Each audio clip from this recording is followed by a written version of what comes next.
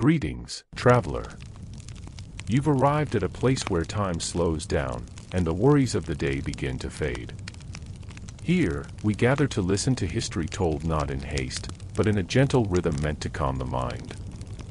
Perhaps you're ready to drift into sleep, or perhaps you simply wish for quiet company tonight. Either way, I'm so glad you're here. Tell me, where are you listening from, and what time of day accompanies your journey back through the ages? And if you find these soft retellings of the past comforting, a simple tap on subscribe ensures you'll never miss another night's tale.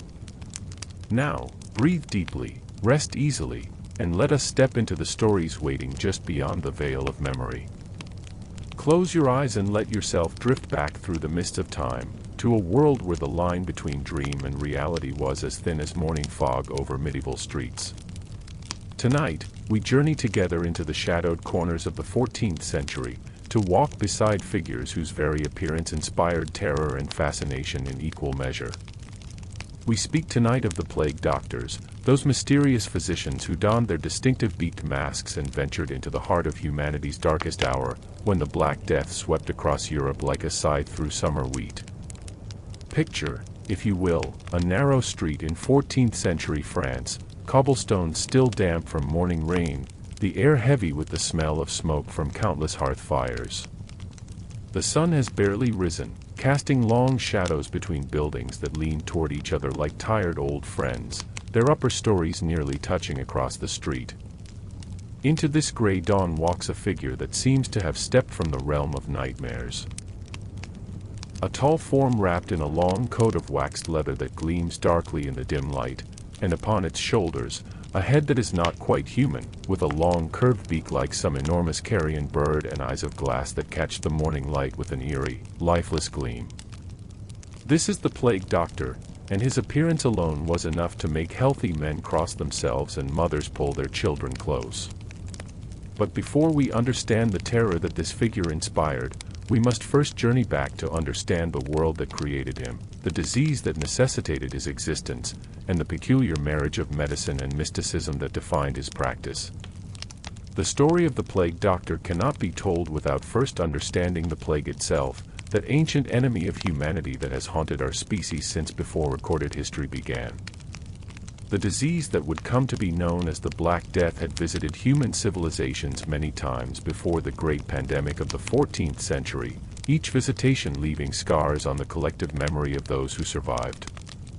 Ancient texts speak of plagues that decimated Athens during the Peloponnesian War, of pestilences that weakened Rome and contributed to its eventual fall, of outbreaks in the Byzantine Empire that killed so many the living could barely bury the dead. But nothing in human memory prepared the world for what began in the year 1347, when merchant ships returning from the Black Sea brought not just silks and spices, but death itself into the harbors of Italy. The disease spread with a speed that seemed supernatural, moving faster than any army, crossing mountains and rivers as if they were no obstacles at all, killing without discrimination, without mercy, without pause. Within 3 years, it had traversed the entirety of Europe, from the sun-baked shores of Sicily to the misty highlands of Scotland, from the bustling ports of Portugal to the frozen reaches of Scandinavia. Imagine trying to comprehend such a catastrophe. In a world where news traveled at the speed of a horse, where most people lived and died within sight of the village where they were born, the plague arrived like a dark miracle, a sign that the very fabric of reality had been torn asunder. It killed between 1/3 and 1/2 of Europe's population in just 5 years, perhaps 75 to 200 million people worldwide. To put this in perspective, imagine if tomorrow, 1 out of every 3 people you know simply ceased to exist. The psychological impact was as devastating as the physical toll. The disease announced itself with terrible symptoms that seemed designed to maximize human suffering. It began, often quite suddenly, with fever and chills, the body's temperature soaring as the immune system recognized an invader it had no defense against. Victims would feel weakness spreading through their limbs, a profound exhaustion that made even the simplest tasks feel impossible. Within a day or two, the characteristic buboes would appear, swellings of the lymph nodes, most commonly in the groin, armpits, or neck, that gave the bubonic form of the plague its name. These buboes were horrifying to behold, swelling to the size of apples or even larger, the skin stretched tight and discolored, black or purple with hemorrhaged blood.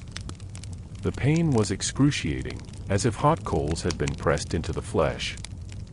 Some victims would develop clusters of smaller buboes, their bodies seemingly erupting with the disease from within.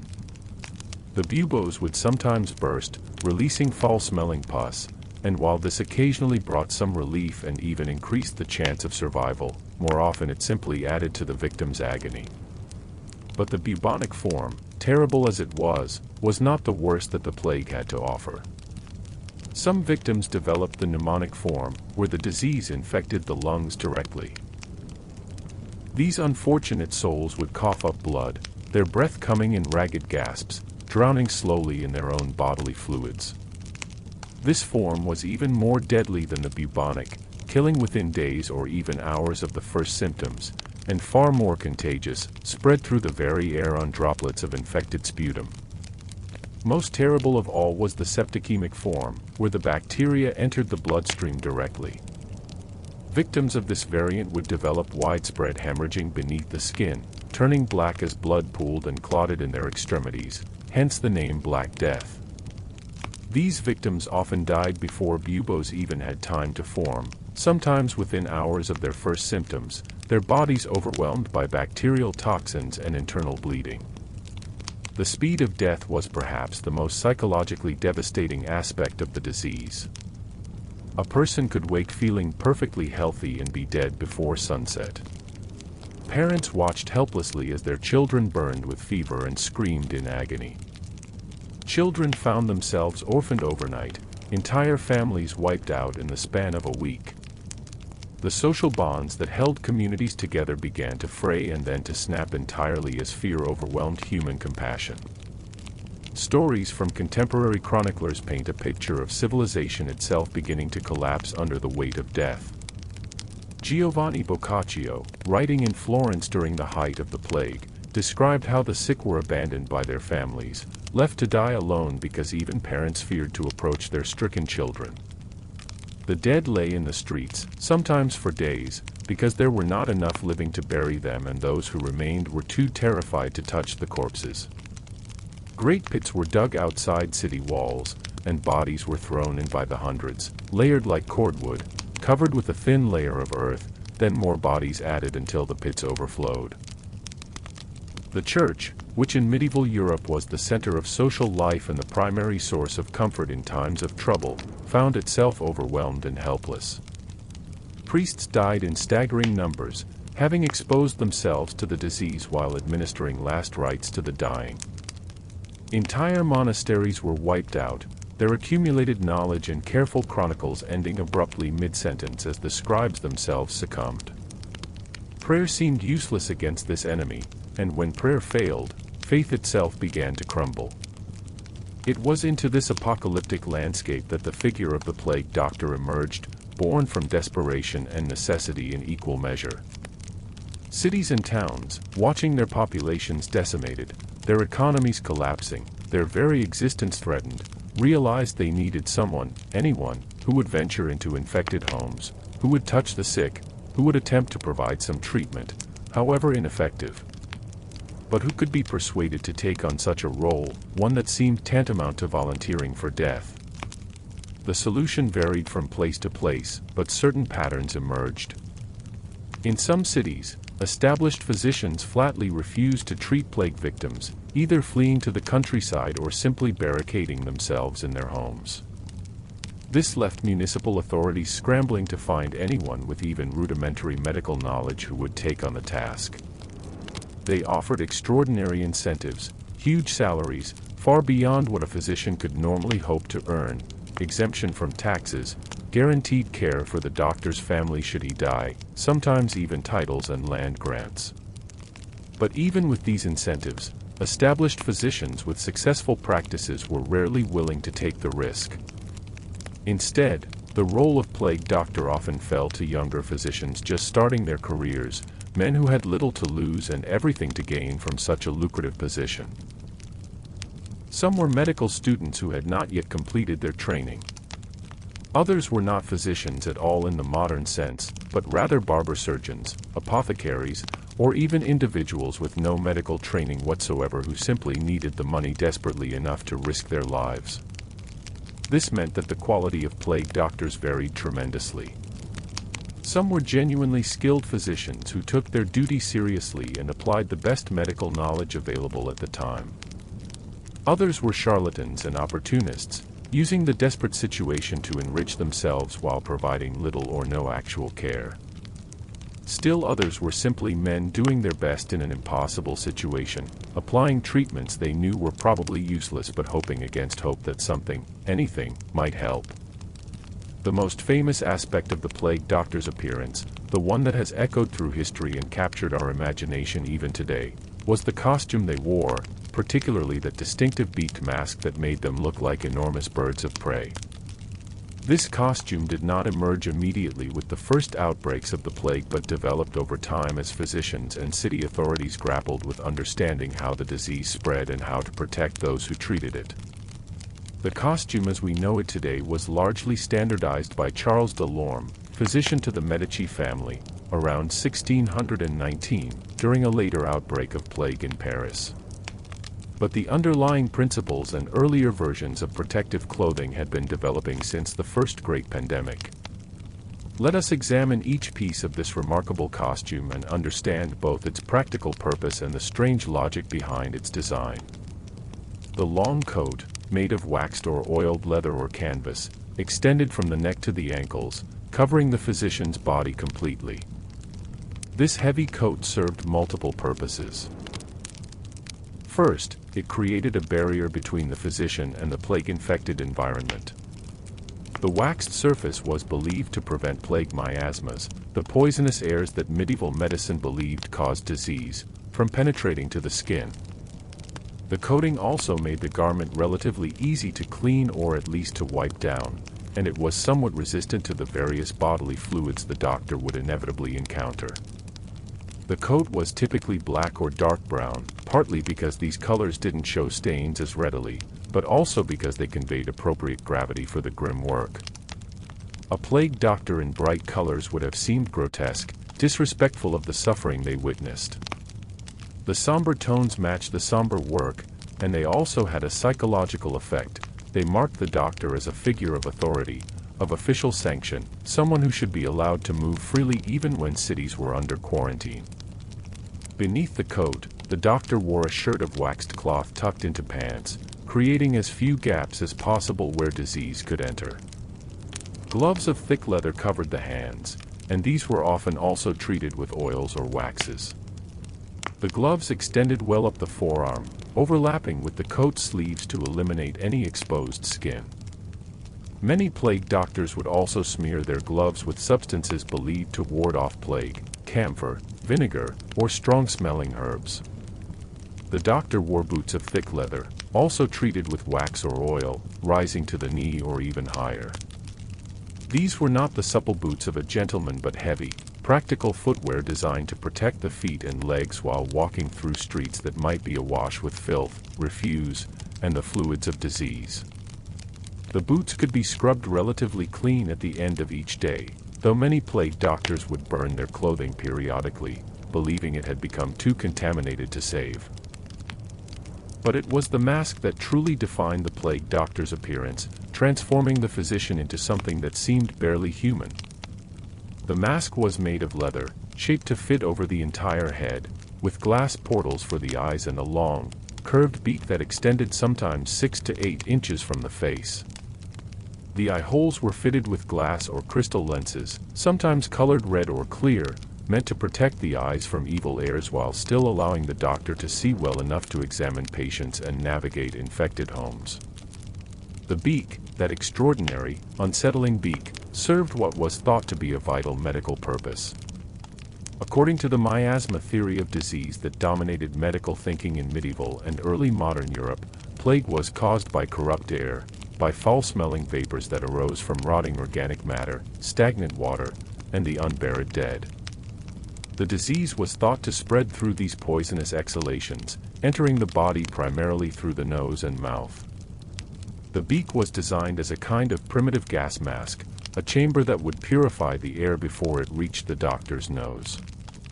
The interior of the beak was stuffed with materials believed to filter or counteract the poisonous airs.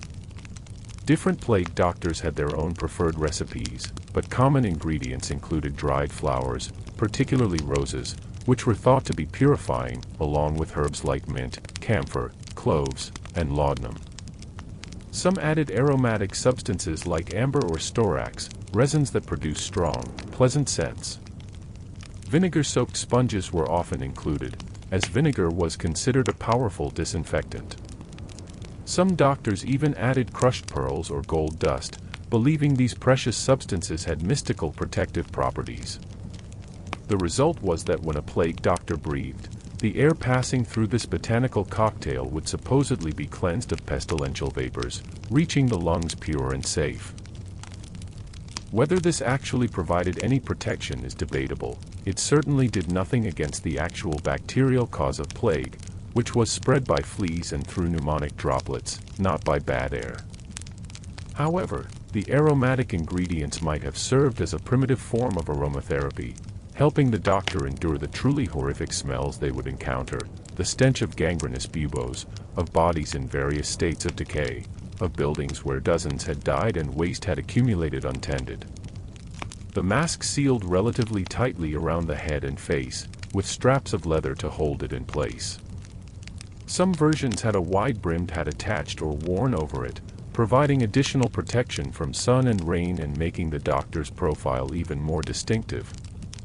The overall effect was to render the doctor nearly unrecognizable as a human being. The glass eyes didn't reflect emotion or humanity, they were blank, insectoid, reflecting light but revealing nothing. The long beak gave the face an alien geometry. The entire ensemble, with its heavy coat and strange proportions, made the plague doctor seem like some visitor from another realm, neither fully human nor quite supernatural. This dehumanization was, in a sense, psychologically necessary for both the doctor and the patients. For the doctor, the costume created a barrier not just physical but mental, a way of separating their vulnerable human self from the role they had to play. They could become the beaked figure, the masked intermediary between life and death, rather than being fully present as a frightened person watching others die of a disease they might contract at any moment. The costume was armor, not just against plague but against the psychological horror of their daily work. For patients and their families, the inhuman appearance of the plague doctor served different purposes. On one level, it was terrifying. This bird-beaked figure appearing at your door meant that plague had officially entered your household, that you had been marked for quarantine and quite possibly for death. Children would hide at the sight of a plague doctor, and even adults would feel a primitive fear at the approach of this creature that seemed to embody death itself. Yet paradoxically, the costume also provided a kind of comfort. The very alienness of the appearance made it clear that this was an official, someone acting in a formal capacity, backed by the authority of the city and presumably by the best medical knowledge available.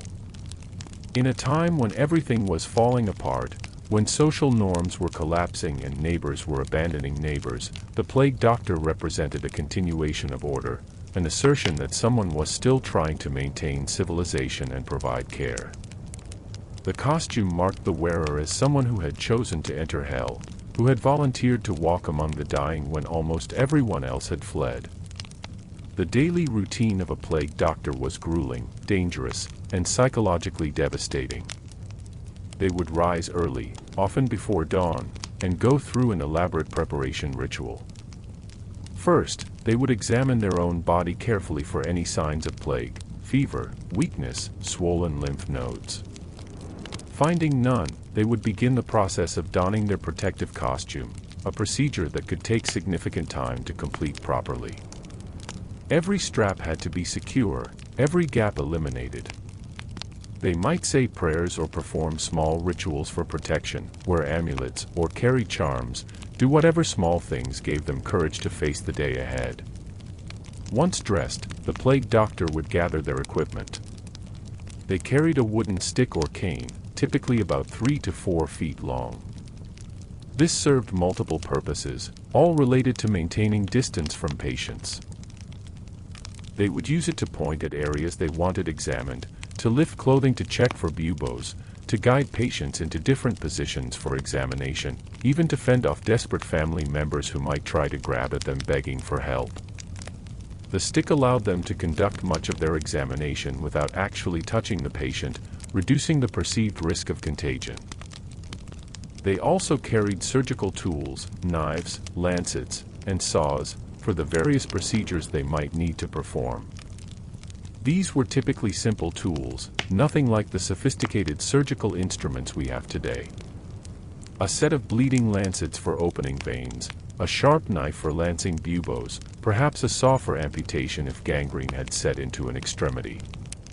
They carried vials of various medications and treatments, though as we shall see, these were largely ineffective against plague. Vinegar figured prominently, used for cleaning tools and sometimes for bathing wounds. They might carry herbs to burn as fumigation, or special powders to sprinkle in infected rooms. The plague doctor's daily route would be predetermined by the city authorities or whoever had contracted their services. In larger cities, they might be assigned to a particular district or neighborhood. In smaller towns, they might be responsible for the entire community. They would move from house to house, and as they approached, people would clear the streets. Some would slam shutters and bar doors, wanting nothing to do with this bringer of bad news. Others would call out from windows, begging the doctor to come to their home next, to see their dying child or fevered parent. Entering a plague house was an assault on every sense.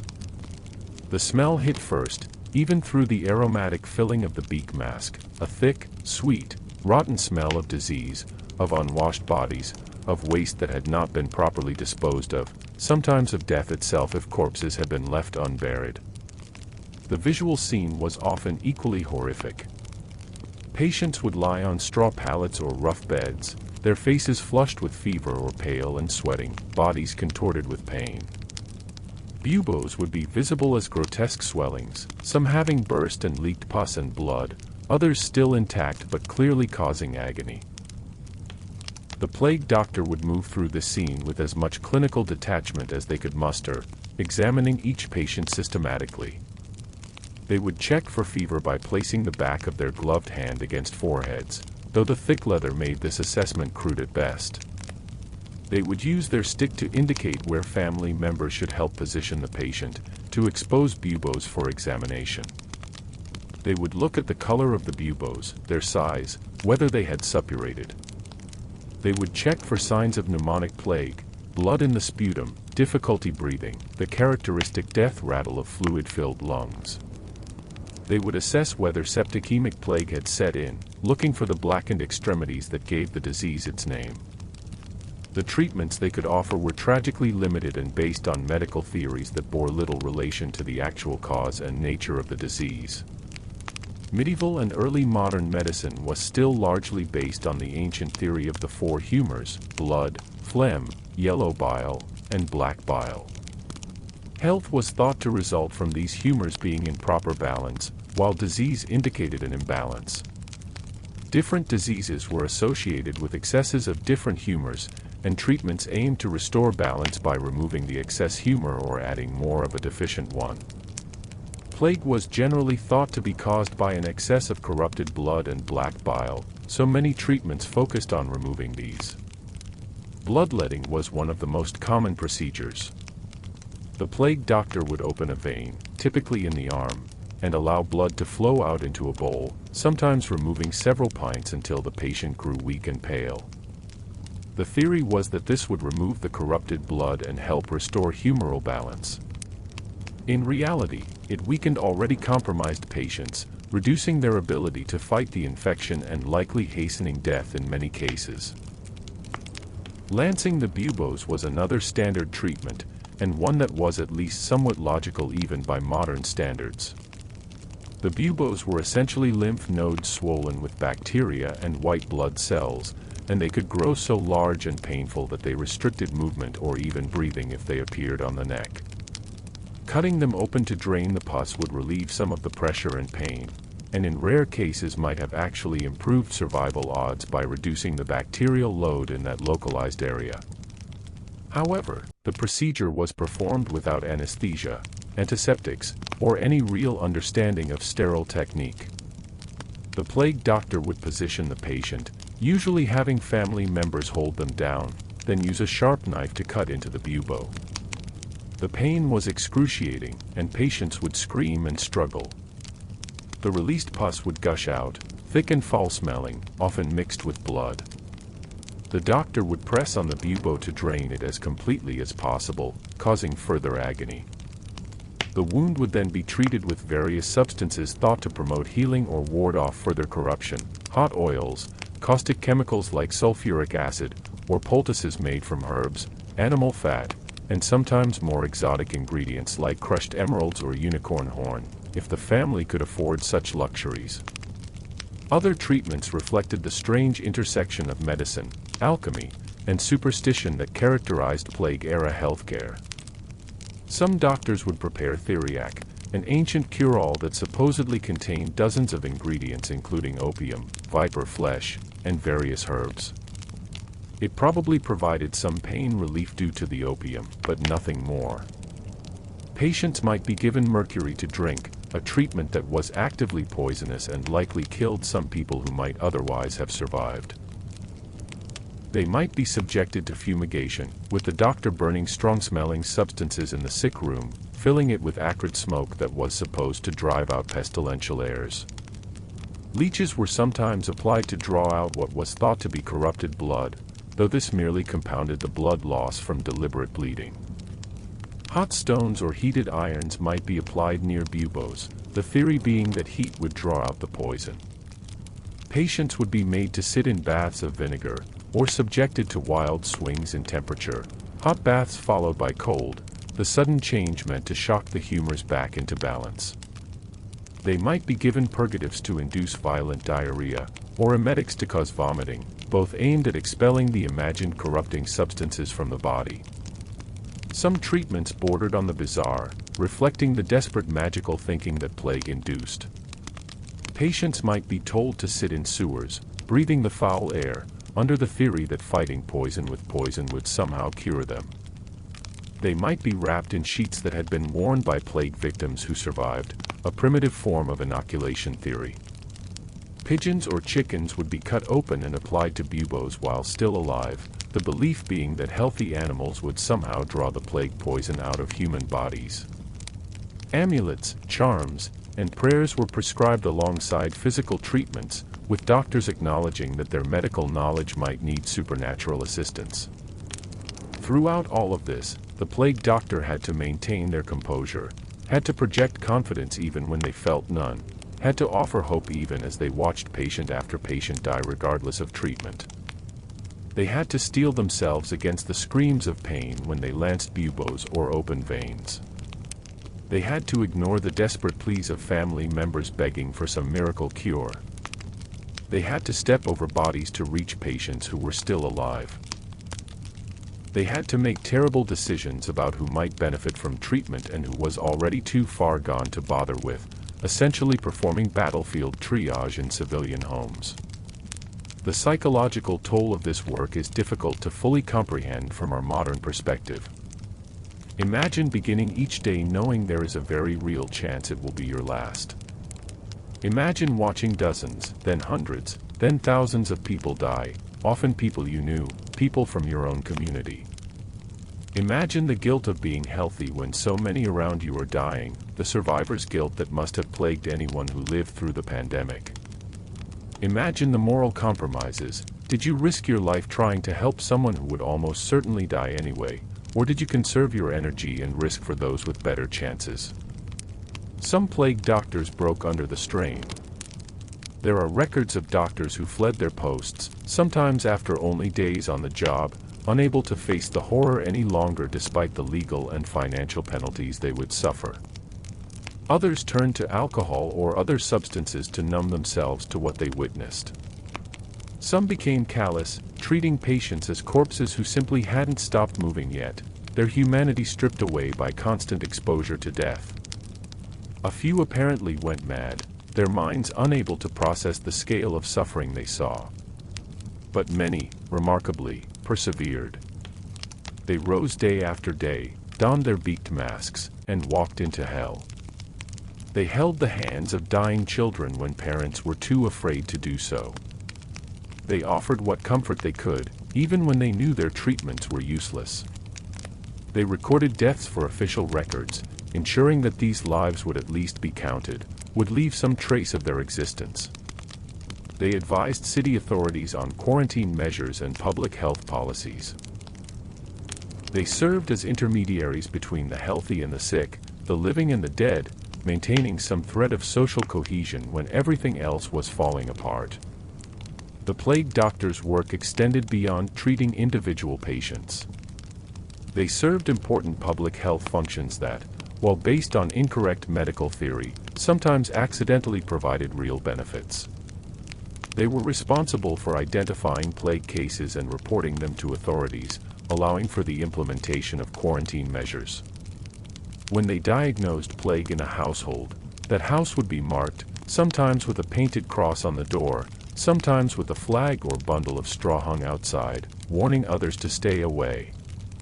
The family inside would be forbidden to leave, often for 40 days, hence the term quarantine from the Italian quaranta meaning 40. They advised on disposal of the dead, a crucial function when bodies were accumulating faster than they could be buried. They might supervise the collection of corpses, ensuring they were removed from homes and streets before they could decay further and produce more of the miasmas thought to spread disease.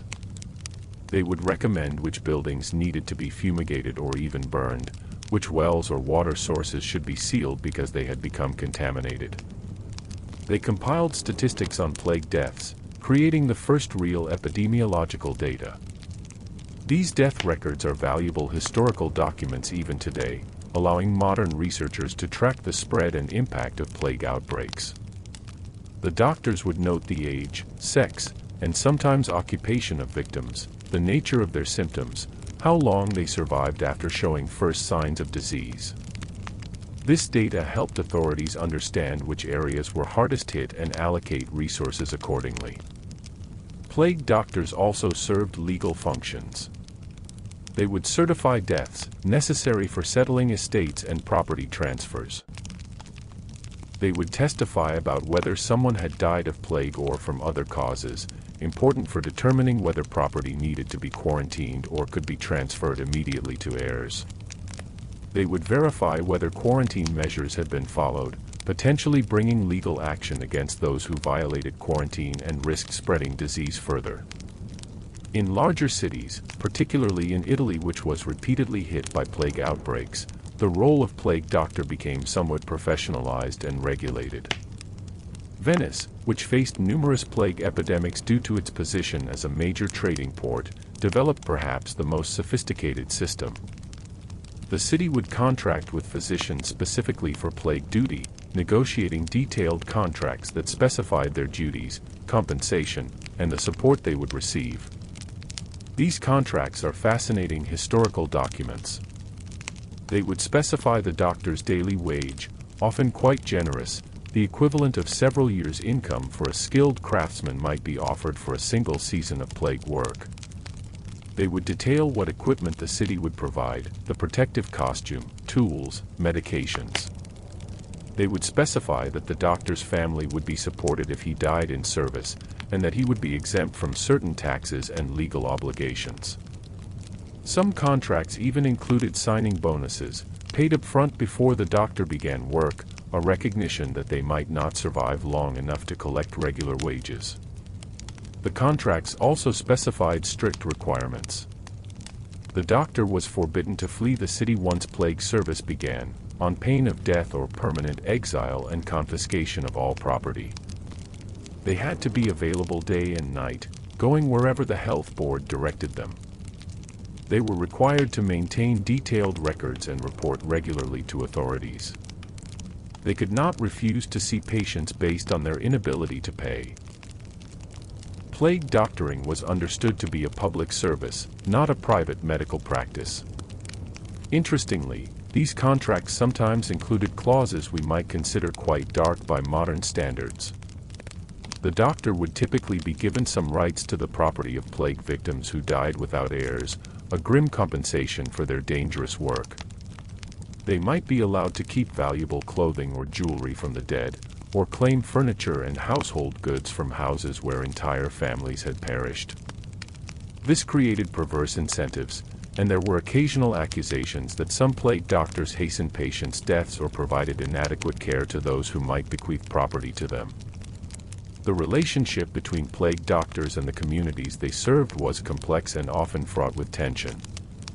On one hand, they were essential figures, the only medical professionals willing to engage with the disease that was destroying everything. They represented continued government function and social order at a time when both seemed on the verge of collapse. They were brave, however mercenary their motivations might have been. They were still voluntarily exposing themselves to a disease with a mortality rate that could exceed 50%. Many plague doctors did die of the disease they fought, and they knew this was likely when they accepted their positions. On the other hand, they were figures of dread, their appearance a harbinger of death. A plague doctor coming to your door meant your household had been identified as infected, that you would be quarantined, possibly for 40 days, unable to work or purchase food, dependent on whatever charity the overwhelmed city government could spare. It meant your neighbors would shun you, that your house might be burned, that you and your family had been marked for what many saw as a death sentence. Some plague doctors exploited their positions, demanding additional payments from desperate families for preferential treatment or extra visits, essentially extorting the dying. There are records of complaints against doctors who would only attend wealthy patients despite their contracts requiring them to see all who needed care, or who would mark houses as plague-infected when they weren't, either out of excessive caution or to have them burned so the property could be claimed. Others were simply incompetent, appointed not for their medical skill but because no one else would take the job. Some were former criminals granted pardons in exchange for plague service, men with no medical training whatsoever whose treatments were pure improvisation. In small towns with no real physicians, sometimes the only person who could be convinced to serve as plague doctor was the local barber, someone whose medical experience consisted of cutting hair, pulling teeth, and perhaps setting the occasional broken bone. Yet despite these problems, the institution of the plague doctor served important functions beyond even their limited medical capabilities. Psychologically, their presence was significant. They represented hope, however faint, that something could be done, that people hadn't been completely abandoned to their fate. They were a visible sign that authorities were taking action, that society hadn't completely dissolved. For the sick and dying, having someone attend to them, even if that someone was a frightening beaked figure, was better than dying alone and unacknowledged. The plague doctor also served as a social lightning rod, a focus for the terrible anxiety and anger that plague generated. When people needed someone to blame for the catastrophe overwhelming their world, the plague doctor was a convenient target. They were associated with the disease, they profited from it, they seemed to have power over who lived and died. This made them targets for violence, especially as plague outbreaks wore on and desperation mounted. There are records of plague doctors being attacked by mobs, beaten, or killed by people who blamed them for the continuing epidemic. Some were accused of deliberately spreading plague, of poisoning wells or smearing doors with infected material to ensure continued employment. These accusations were almost certainly false. Plague doctors had no need to spread disease, it was spreading perfectly well on its own, but they reflect the desperate need to find a human agent to blame for what was, in reality, a natural disaster beyond anyone's control. Religious tensions added another layer to the plague doctor's fraught social position. The church taught that plague was divine punishment for sin, that the way to end the epidemic was through prayer, repentance, and faith. The plague doctor represented a more secular, medicalized approach to the disease, one that looked for natural causes and natural remedies. This put them somewhat in conflict with religious authorities, though in practice most plague doctors were themselves religious and saw no contradiction between prayer and medical treatment. Some of the more controversial aspects of plague doctoring involved procedures that seemed to violate religious taboos or social norms. Doctors would need to examine women in ways that would normally be considered deeply inappropriate, feeling for buboes in intimate areas, undressing female patients despite strict modesty norms. They would handle corpses extensively, cutting open bodies to confirm plague diagnosis, a practice that was religiously problematic given Christian teachings about bodily integrity and resurrection. They would recommend destroying or burning property including family heirlooms, religious items, and even whole buildings, actions that seemed sacrilegious to some. The relationship between plague doctors and other medical professionals was also complicated. Established physicians, particularly those with university training and successful practices, often looked down on plague doctors as inferior practitioners, men who had taken on work that proper physicians would refuse. There was professional jealousy too. Plague doctors earned in a few months what other physicians might make in years. But there was also a more understandable resentment from regular doctors who had fled to protect themselves and their families, only to be confronted with plague doctors who were being paid fortunes and hailed as heroes for doing what amounted to desperately dangerous work that accomplished little. Some university-trained physicians wrote treatises on plague treatment, offering advice they would never personally implement because they would never actually attend plague patients. These theoretical approaches to plague medicine sometimes clashed with the practical experience of plague doctors who worked directly with victims. The academic physicians would recommend complex herbal preparations requiring rare ingredients and precise procedures, while plague doctors on the ground knew they needed treatments that could be administered quickly to dozens of patients per day using whatever materials were locally available. As we move deeper into the experience of being a plague doctor, we must consider not just the professional aspects of the role but the personal, human dimension. These were real people, with hopes and fears, families and dreams, who found themselves in one of history's most impossible positions. Let us walk alongside them now, feeling the weight of their daily existence, understanding the small human moments within the larger horror. Consider the morning of a plague doctor in Florence, in the year 1348, at the height of the Black Death's first terrible sweep through Europe. His name, let us call him Antonio, a common enough name for that time and place, appears in city records as having been contracted for plague service in March of that year. He is 26 years old, young for a physician but already with several years of apprenticeship and practice behind him. He had been establishing himself in the city, building a modest reputation for his skill with fevers and his gentle bedside manner, when the plague arrived and changed everything. Antonio lives in a small house near Santa Croce, though he rarely spends time there anymore. His wife Maria is 6 months pregnant with their first child, a source of both joy and profound terror.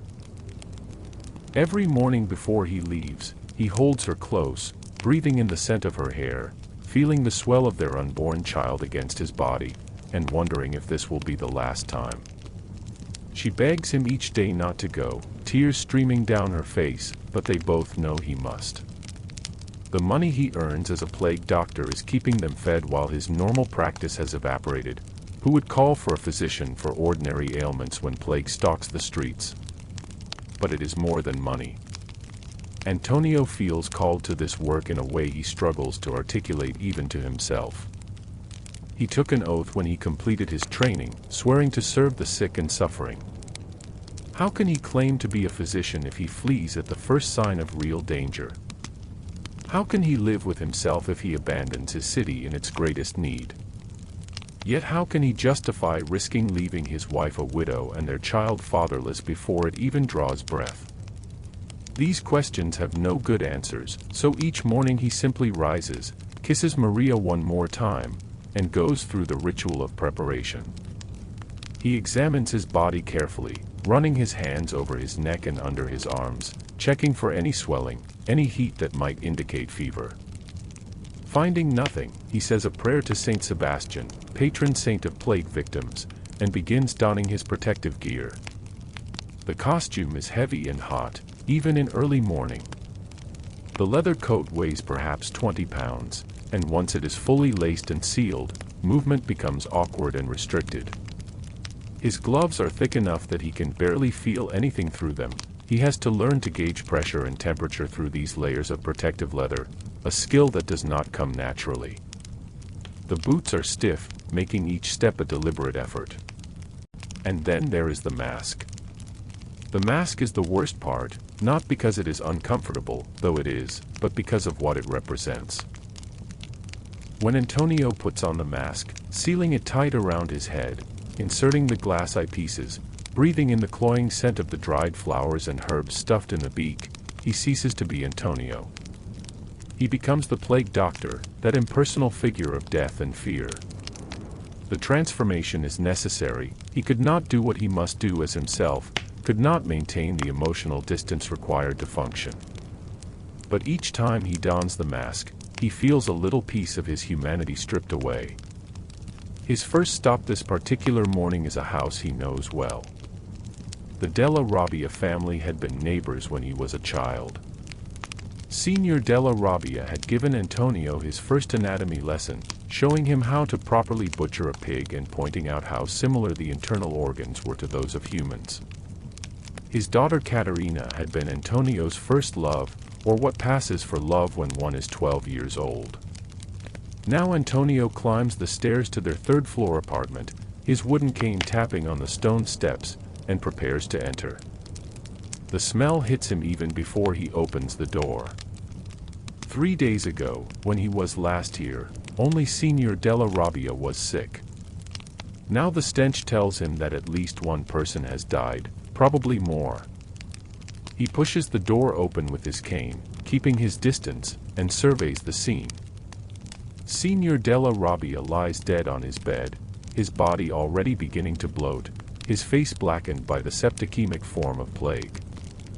His wife lies beside him, still alive but barely, her breath coming in wet, gurgling gasps that indicate pneumonic plague has set in.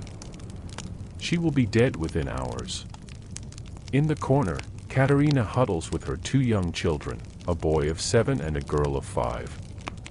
The children appear healthy so far, but Caterina has buboes visible on her neck, angry purple swellings the size of walnuts. When she sees the beaked figure in the doorway, she begins to weep, and the children cry with her, clinging to their mother. Antonio wants to remove his mask, to let Caterina see a human face, to offer some comfort as himself rather than as this monster. But he cannot risk it. The air in this room is thick with disease. If the miasma theory is correct, removing his mask would be suicide.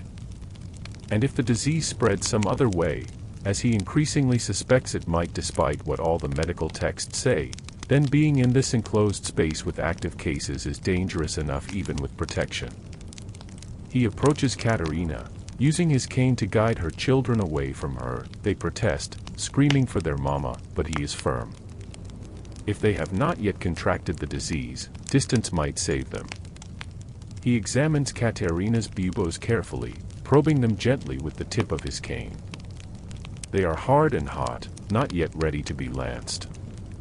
He administers what treatment he can, a dose of theriac for the pain, though his supply is running low and must be reserved for those who might actually survive. He gives her water mixed with vinegar, one of the few treatments that at least does no harm.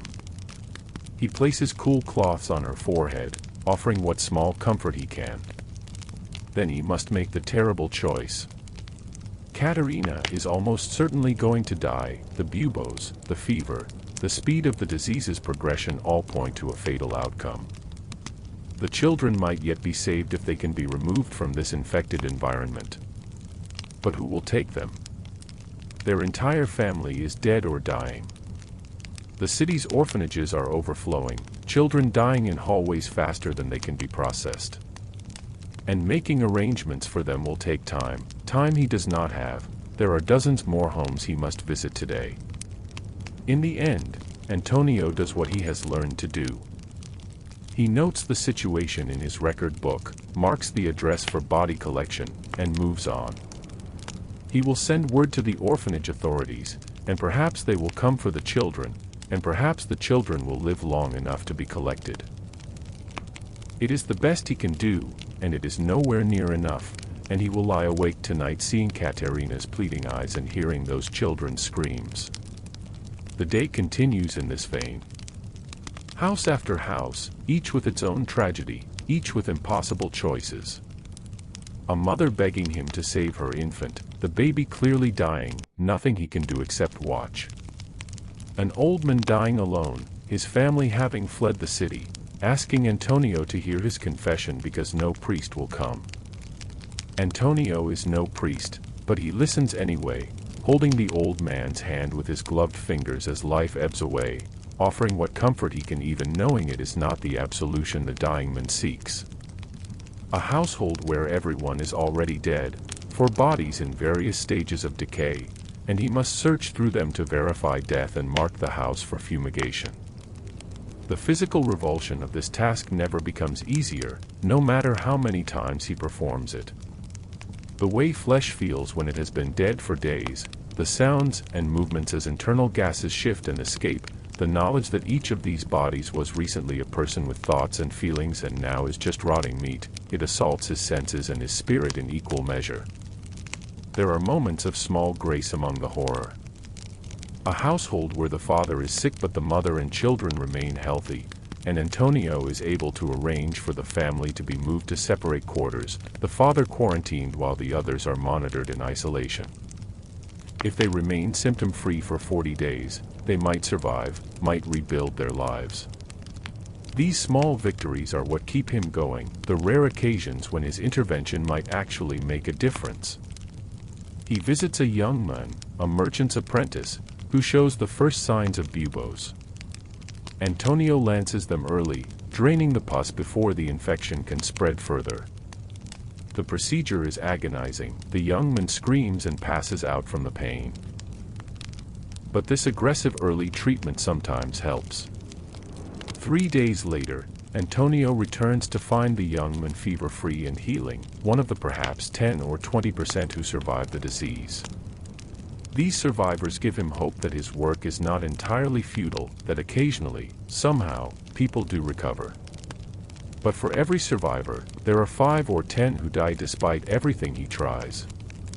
There is a special horror in watching a strong, healthy person decline over a matter of days from the first symptom to death. He sees it in a blacksmith, a man of enormous strength who had never been sick a day in his life until plague found him. Antonio visits on the first day, when the man is feverish but still certain he will be fine, his strength will see him through.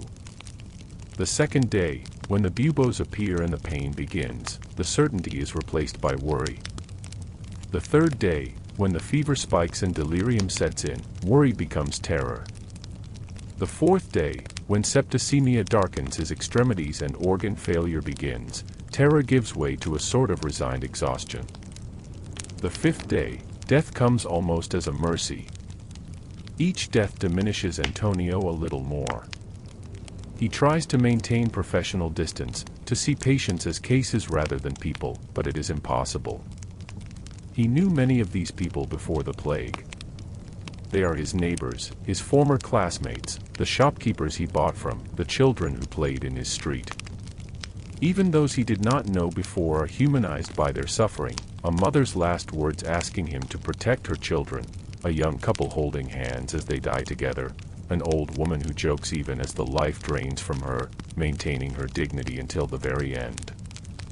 The psychological mechanisms Antonio develops to cope would be familiar to modern trauma counselors, though he has no framework for understanding what is happening to him. He experiences emotional numbing, going through his daily routine in a sort of fugue state, performing his duties mechanically while keeping his deeper feelings locked away. He dissociates, separating his sense of self from the beaked figure doing these terrible things, watching his own actions as if from a distance. He develops dark humor, making jokes about death and disease with other plague workers that would seem horrifying to anyone outside their circle but serve as necessary pressure valves for unbearable stress. He also, increasingly, turns to wine.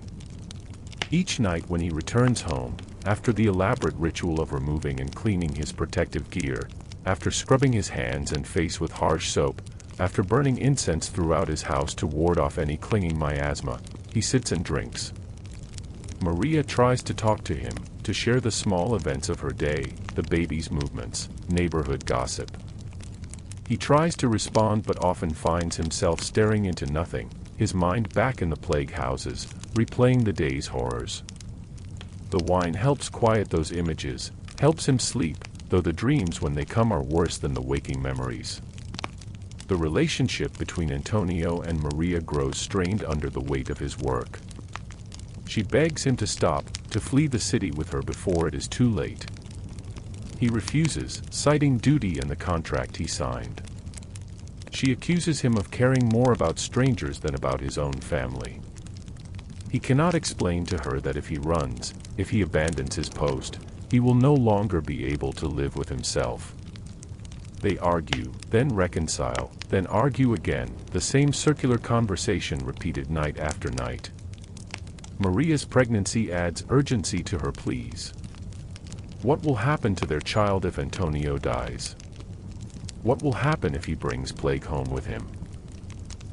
She has nightmares about giving birth only to have the baby develop buboes, about dying in childbirth with no physician to help her because her husband has died of the very disease he fights. These fears are not irrational. Many plague doctors do contract the disease, many do die. The protective costume offers some defense, but it is far from perfect. Antonio shares her fears but cannot articulate them. He lies awake at night beside her, listening to her breathing, feeling the movements of their child beneath his hand on her belly, and imagines all the ways he could lose them. He makes Maria promise that if he shows any sign of plague, she will flee immediately, not wait to nurse him, not stay out of love or duty. She promises, though they both know she is lying, know she would never leave him even if it meant her own death. There are practicalities to consider as well. Maria is not allowed to leave the house during daylight hours. Antonio's contract requires that his household remain in voluntary quarantine, to prevent him from potentially spreading disease through his family. Food is brought to their door by city workers, left on the threshold without contact. She can speak to neighbors from windows, but she cannot embrace them, cannot visit the market, cannot attend church.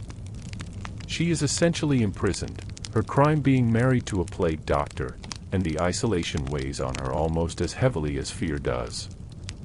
Antonio tries to make small gestures to maintain their connection, to remind Maria that beneath the beaked mask and the professional distance he still loves her, is still the man she married. He brings her flowers stolen from gardens of the dead, wildflowers growing in abandoned courtyards where no one will miss them. He tells her stories from before the plague, memories of their courtship, plans for their future when this is all over. They make love with desperate intensity, clinging to each other, reaffirming life in the face of omnipresent death, though Antonio always worries afterward that he might have somehow contaminated her, might have brought plague home on his skin or breath despite all his precautions. As months pass and the plague continues its relentless harvesting, Antonio begins to change in ways that disturb him. He feels his compassion eroding, worn away by constant exposure to suffering he cannot alleviate. He catches himself feeling annoyed at patients who cry or complain, thinking they should be grateful he is there at all rather than making his work more difficult with their emotions. He starts to assess people by their survival probability rather than seeing them as individuals. This one will die so there is no point wasting time or resources, that one might live so they merit more attention. He notices he has become casual about death in ways that would have horrified his younger self. He steps over corpses without flinching. He eats lunch while surrounded by the dying, his appetite undiminished. He makes crude jokes about patients with other plague workers. He feels himself becoming callous, and he hates it, but he does not know how to stop it. The alternative is to feel everything, and that way lies madness. There are moments when the horror breaks through his defenses, when he is forced to confront what he is becoming. A little girl who reminds him painfully of what his own daughter might look like someday reaches out to him, asking him to hold her because she is frightened. Without thinking, he starts to reach back, then stops himself, remembering the necessary distance, the protective protocols. The hurt in the child's eyes as he withdraws behind his impersonal role stays with him for days. What kind of man has he become that he cannot comfort a dying child? He sees a young couple, newly married, die within hours of each other, their hands clasped together until the very end. It reminds him achingly of Maria and himself, and for a moment his professional detachment cracks entirely. He finds himself weeping inside his mask, tears running down his face behind the leather, and he must leave the house and stand in the street until he can regain his composure. The other plague workers understand, they have all had such moments, but Antonio feels ashamed of his weakness. The spiritual dimension of plague adds another layer of suffering. Antonio had been conventionally religious before the plague, attending Mass regularly, observing feast days, saying his prayers with sincere if unexamined faith. The plague challenges everything he believed. If God is good and all-powerful, how can he allow such suffering? How can children die screaming in agony? How can entire families be wiped out, the righteous and the wicked falling equally before the disease? The priests say it is punishment for sin, but what sins could babies have committed to deserve such deaths? Antonio finds himself losing faith, and the loss terrifies him. In a world where belief in God and the promise of heaven are the primary comforts against mortality, losing that belief means confronting the abyss of meaningless suffering. He continues going through the motions of faith, crossing himself, saying prayers over the dying, but increasingly it feels like empty ritual. He wants to believe, desperately needs to believe that there is meaning in all this suffering, but the daily evidence of his senses suggests there is none. Some of his fellow plague workers have different reactions. Some become more intensely religious, interpreting their survival as divine providence, seeing themselves as instruments of God's will. They pray constantly, attend services at the few churches that remain open, wear religious medals and relics beneath their protective gear. Others turn to older, more superstitious forms of belief, astrology, alchemy, folk magic, seeking answers in systems outside Christian orthodoxy. A few abandon belief entirely, becoming cynical and hedonistic, determined to squeeze whatever pleasure they can from however many days remain to them. Antonio finds himself somewhere in between, unable to fully believe but equally unable to fully abandon faith, existing in an uncomfortable limbo where he prays without conviction and hopes without confidence. This spiritual confusion adds to his mental burden, one more way in which plague has destabilized his sense of self and his place in the universe. As spring turns to summer in that terrible year of 1348, the death toll in Florence mounts to staggering numbers. Antonio's record books, faithfully maintained even as his spirit crumbles, document the catastrophe in careful script. June is the worst month, the heat accelerates the disease's spread, bodies decompose faster, the stench becomes unbearable even through the mask's aromatics. On some days, Antonio documents more than 200 deaths in his assigned district alone, and he knows there are at least 3 other plague doctors working other parts of the city. The city's infrastructure begins to collapse under the strain. Gravediggers die faster than they can be replaced, and bodies accumulate in the streets. The city resorts to hiring criminals and condemned men to collect corpses, promising pardons in exchange for this deadly work. Many of these men die within days of beginning their labor. Great pits are dug outside the city walls, and bodies are thrown in without ceremony, without even names, just masses of dead humans treated like refuse. The economy disintegrates. Shops close as their proprietors die or flee. Fields go unharvested as farmers sicken and die, leading to food shortages even for those who have somehow avoided plague. Currency becomes nearly worthless. What good is gold when there is no food to buy, when you might be dead before you can spend it? Trade comes to a standstill as cities close their gates against travelers who might bring plague. Social order frays as well. Crime increases as the normal mechanisms of law enforcement break down. Some people, believing they will die soon regardless, indulge in violence and theft. Others, thinking the end times have arrived, give away all their possessions and wander the streets in religious frenzies. Strange cults emerge, preaching that the plague is the opening of the apocalypse foretold in Revelation. Flagellants parade through the streets, whipping themselves bloody, believing that their suffering will appease God's anger. Antonio witnesses one of these flagellant processions and finds it deeply disturbing.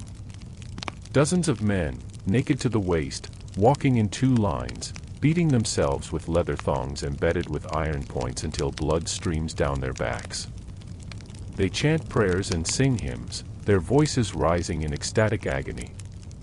Some collapse from blood loss and exhaustion, only to be trampled by those behind them.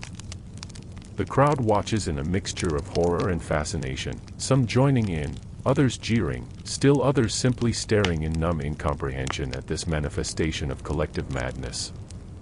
The Jewish community suffers particularly terribly during this period. Faced with a catastrophe no one can explain or control, people desperately seek someone to blame.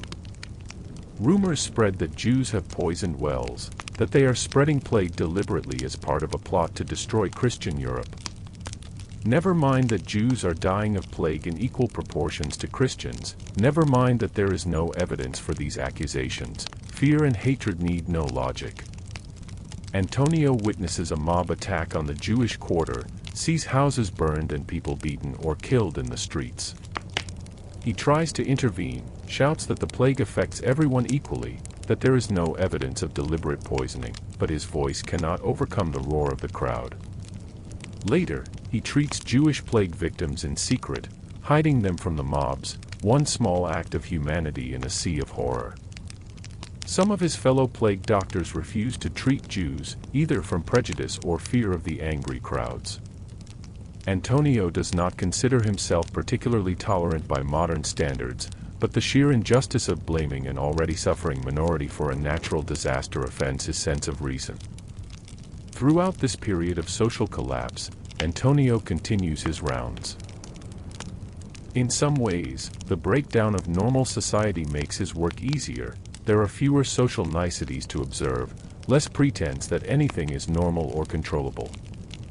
In other ways, it becomes more difficult as resources diminish, as the systems that supported his work collapse, as the very concept of medical care becomes almost meaningless in the face of overwhelming catastrophe.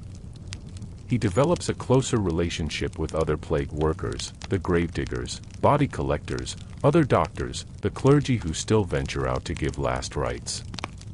They form a community of sorts, bonded by shared trauma and isolation from normal society. They can speak to each other honestly about what they see and do, can admit their fears and doubts, can share the dark humor that helps them cope. These relationships become crucial support as the plague grinds on month after month. One of his closest friends among the plague workers is Father Domenico, a Franciscan friar who continues to minister to the dying despite having lost most of his order to plague. Domenico is older than Antonio, perhaps 50, with a weathered face that suggests he has seen much suffering even before the plague arrived. They often work together, Antonio providing what medical care he can while Domenico offers spiritual comfort, hearing confessions, and administering last rites. Their conversations, held in the streets between houses of the dead, range widely. They discuss theology and medicine, debating whether plague is divine punishment or natural phenomenon. They talk about the ethics of their work. Is it better to offer false hope or honest despair? Should they allocate their limited time and resources to those most likely to survive, or to those suffering most severely? They share their fears and sorrows, admitting to each other what they cannot say to others. Domenico speaks of his crumbling faith, Antonio of his failing marriage, and in speaking these painful truths, both find some small relief. Domenico eventually falls victim to the disease he has been fighting. Antonio treats him, lances his buboes, gives him the best medicines remaining in his supply, but it is not enough. On his deathbed, Domenico admits to Antonio that he no longer believes in God, that the plague has stripped away his faith entirely, and he dies unshriven, unable to make a confession he would not mean. Antonio sits with his friend's body for a long time, contemplating how even the strongest faith can be destroyed by sufficient horror, wondering if he will meet a similar end. The death of Father Domenico marks a turning point for Antonio. Something breaks inside him, some final wall of emotional defense that has been holding back the full weight of his accumulated trauma. He continues to work, continues to make his rounds, but he is operating purely on autopilot now, a mechanism performing its function with no thought or feeling behind it. Maria notices the change, sees that her husband has become hollow, his eyes empty of anything resembling life or hope. She grows frightened not of the plague he might bring home, but of this emptiness that has replaced the men she married. The breaking point comes on an ordinary Tuesday in July. Antonio enters a house to find an entire family dead, mother, father, 3 children ranging from infant to adolescent. They have been dead for several days, and the scene is indescribably horrible, bodies bloated and seething with flies, the summer heat accelerating decomposition. But it is not the physical horror that finally breaks him. He has seen such scenes dozens of times by now. It is finding, clutched in the mother's hand, a small doll, and recognizing it as one he had seen a child playing with just weeks earlier, a little girl who had laughed and called him uncle when he passed in the street. Something in that image, the doll, the dead hand, the memory of laughter now silenced forever, pierces through all his carefully constructed emotional armor. He stumbles from the house and collapses in the street, still wearing his beaked mask, and screams. The sound that emerges is not quite human, a raw animal howl of grief and rage and despair that seems to have been building for months. He screams until his voice fails, until he can produce only a hoarse whisper, and then he simply sits in the filth of the medieval street and weeps. Other plague workers find him there and understand immediately what has happened. They have all had such moments, the instant when the accumulated horror becomes too much to contain. They help him to his feet, guide him home, make sure he is safe. But they know, and he knows, that something fundamental has broken. Antonio cannot continue as a plague doctor. His contract still has 2 months to run, but he is done. He will break his agreement, accept whatever penalties come, because the alternative is to lose what remains of his sanity and soul. The decision to quit is both terrifying and liberating. Terrifying because of the legal and financial consequences. He will be fined heavily, possibly imprisoned, certainly blacklisted from ever practicing medicine in Florence again. His family will be shamed, his wife's pregnancy now shadowed by their uncertain future. But liberating because the crushing daily burden will be lifted, because he will no longer have to wear the mask and walk among the dying, because perhaps, possibly, he might have a chance to reclaim some fragment of his humanity. He tells Maria that night, expecting anger or recrimination or at least anxiety about their future. Instead, she simply holds him, and he can feel her body shaking with silent sobs of relief. She has been watching him die by inches, watching the men she loves disappear behind the mask, and she would rather be poor or even disgraced than lose him entirely to the darkness that has been consuming him. They sit together in the dark, holding each other, and for the first time in months Antonio feels a tiny flicker of hope that perhaps he might survive this, not just physically but emotionally and spiritually.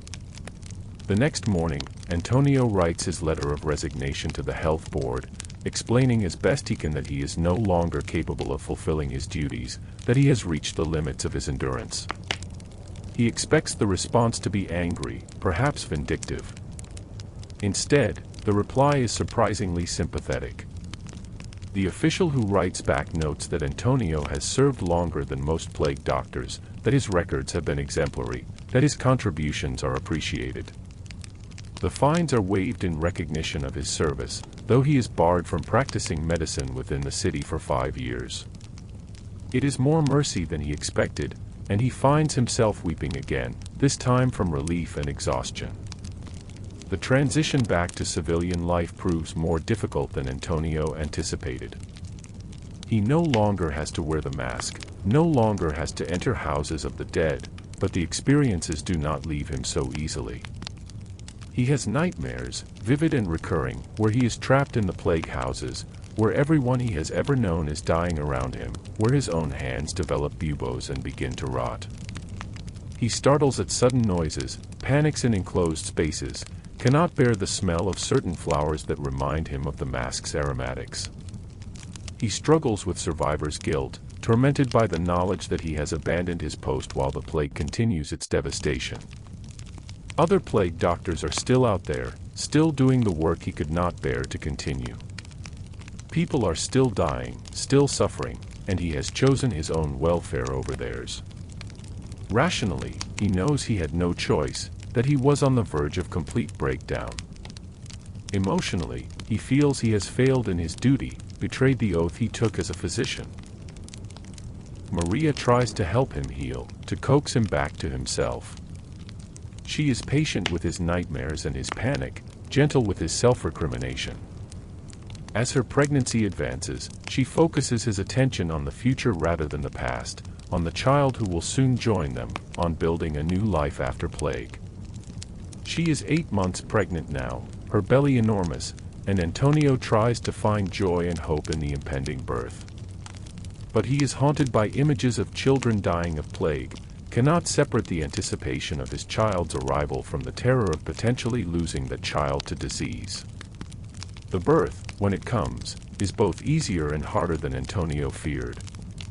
Easier because Maria is strong and healthy, the delivery uncomplicated, the midwife skilled and kind.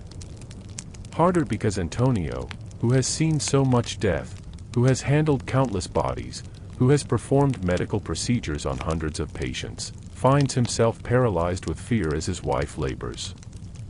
Every cry of pain sends him back to plague houses, every moment of the birth process reminds him of how fragile life is, how quickly it can be extinguished.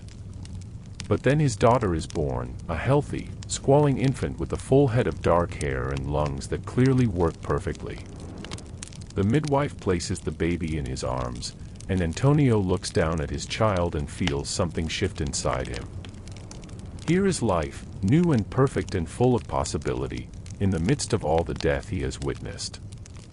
Here is a reason to hope, to continue, to believe that perhaps the plague will end and the world will recover and his daughter will grow up to have a life not defined by suffering and fear.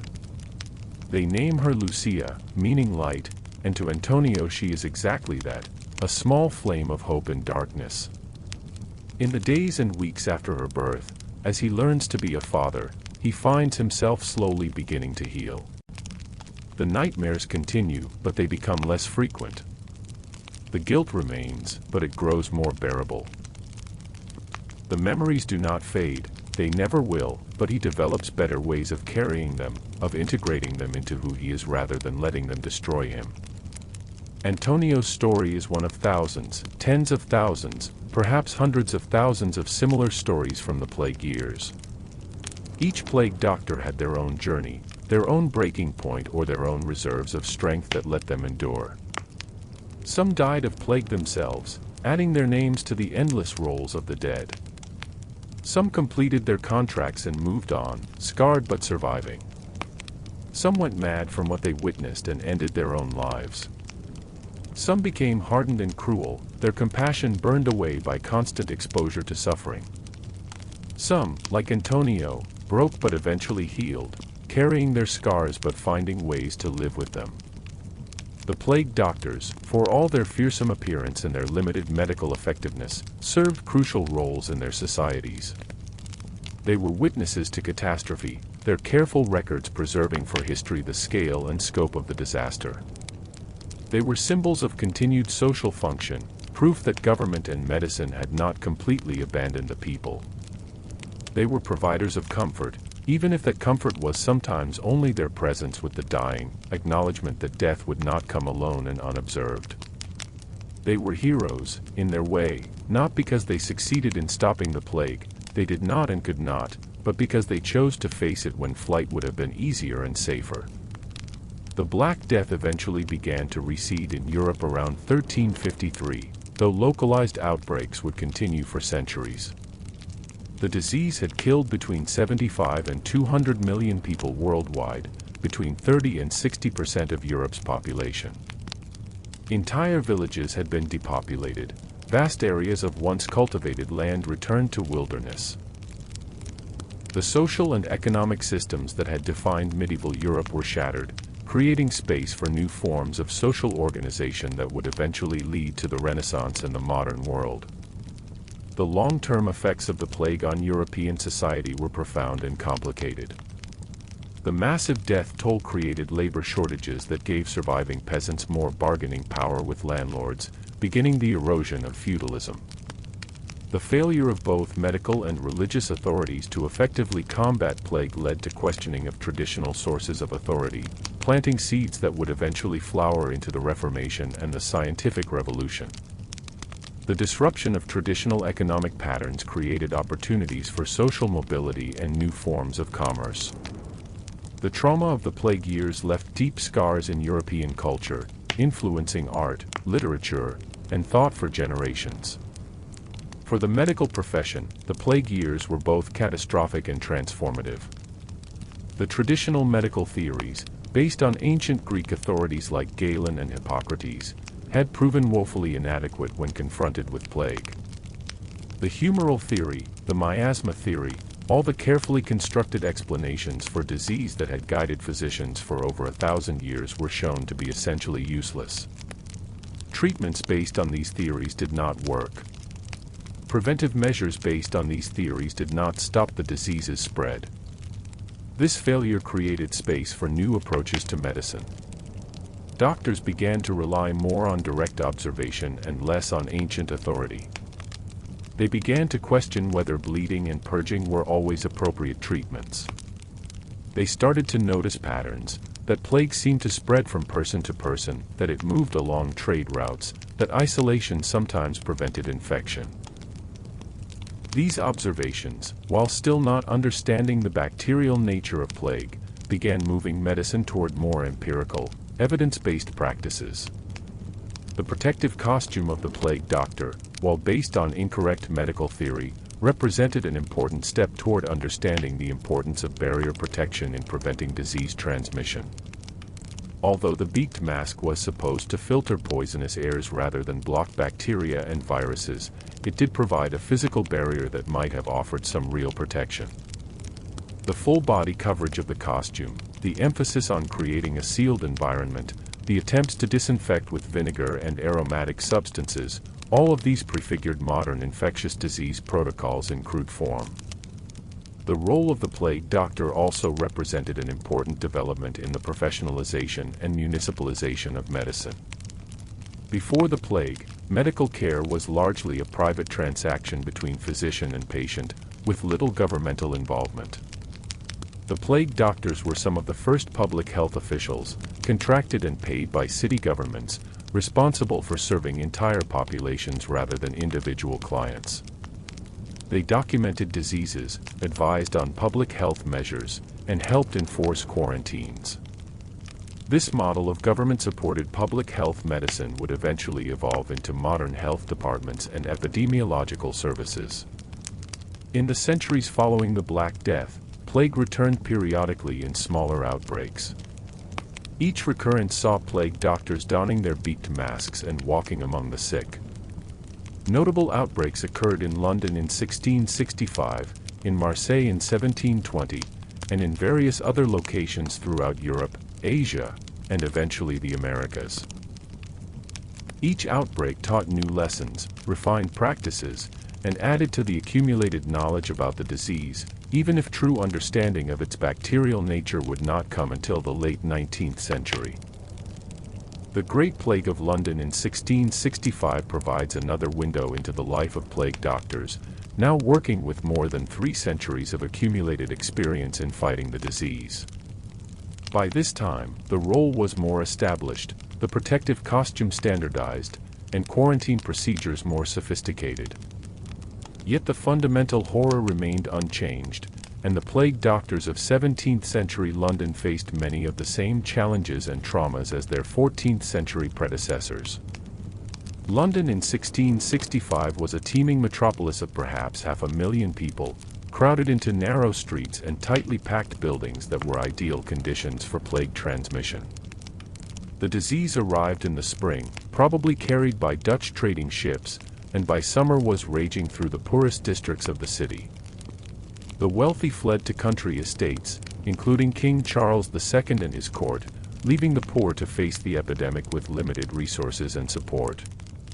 The plague doctors of London were supplemented by other officials unique to the English system: searchers, examiners, and the infamous dead carts collectors.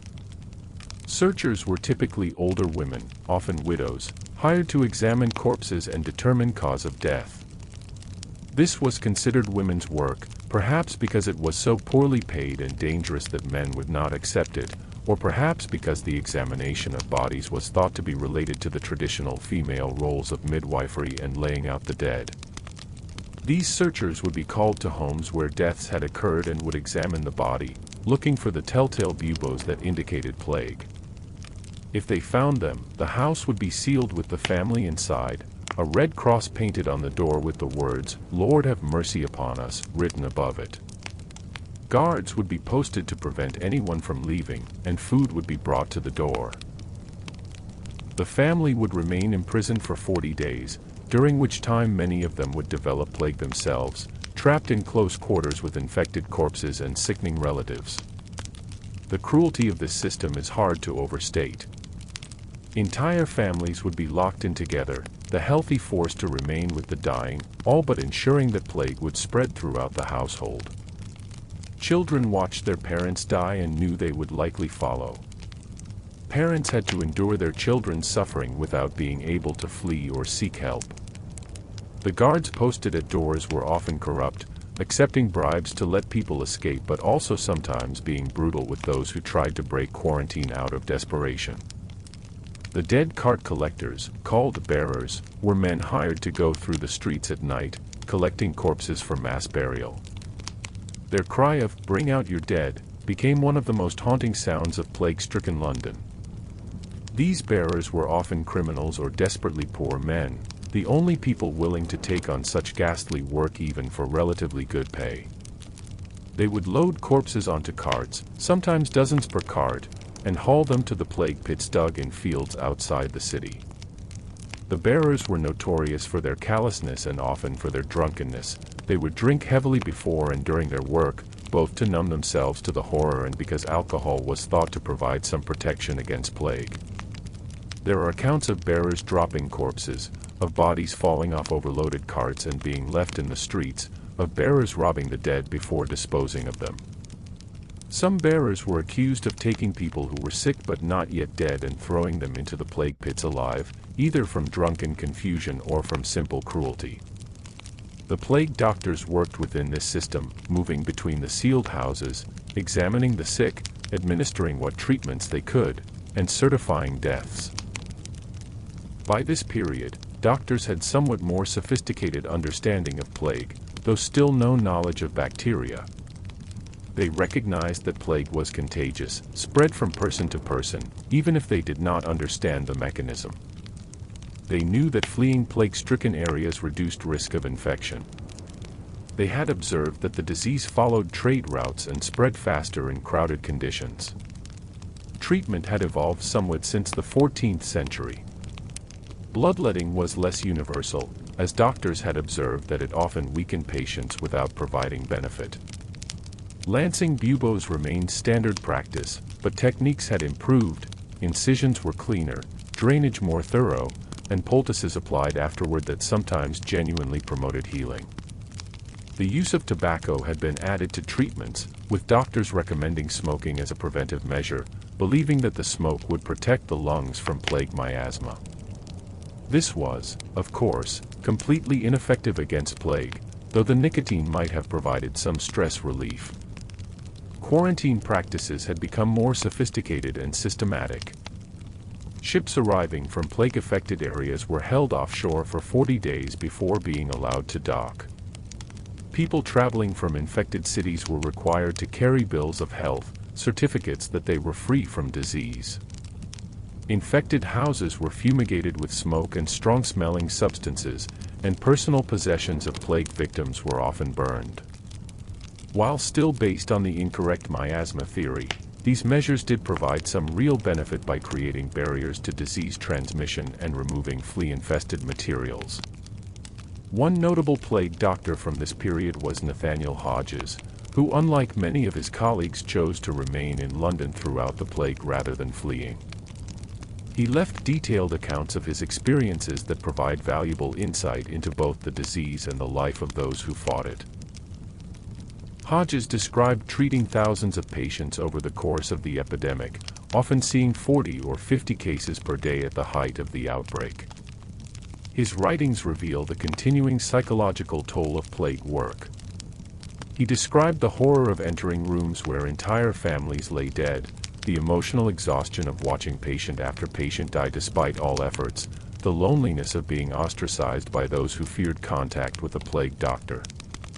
He wrote movingly about specific cases: a young bride who died days after her wedding, a child who asked him if heaven would hurt less than the buboes, an elderly man who had survived the earlier plague of 1625 only to succumb to this one. Hodges also documented his own near-death from plague. Despite his precautions, he developed fever and buboes, and for several days was certain he would die. He described the progression of symptoms with clinical precision even as he suffered them: the sudden onset of fever, the appearance of buboes in his groin, the intense pain, the delirium, the sense of drowning as mnemonic symptoms developed.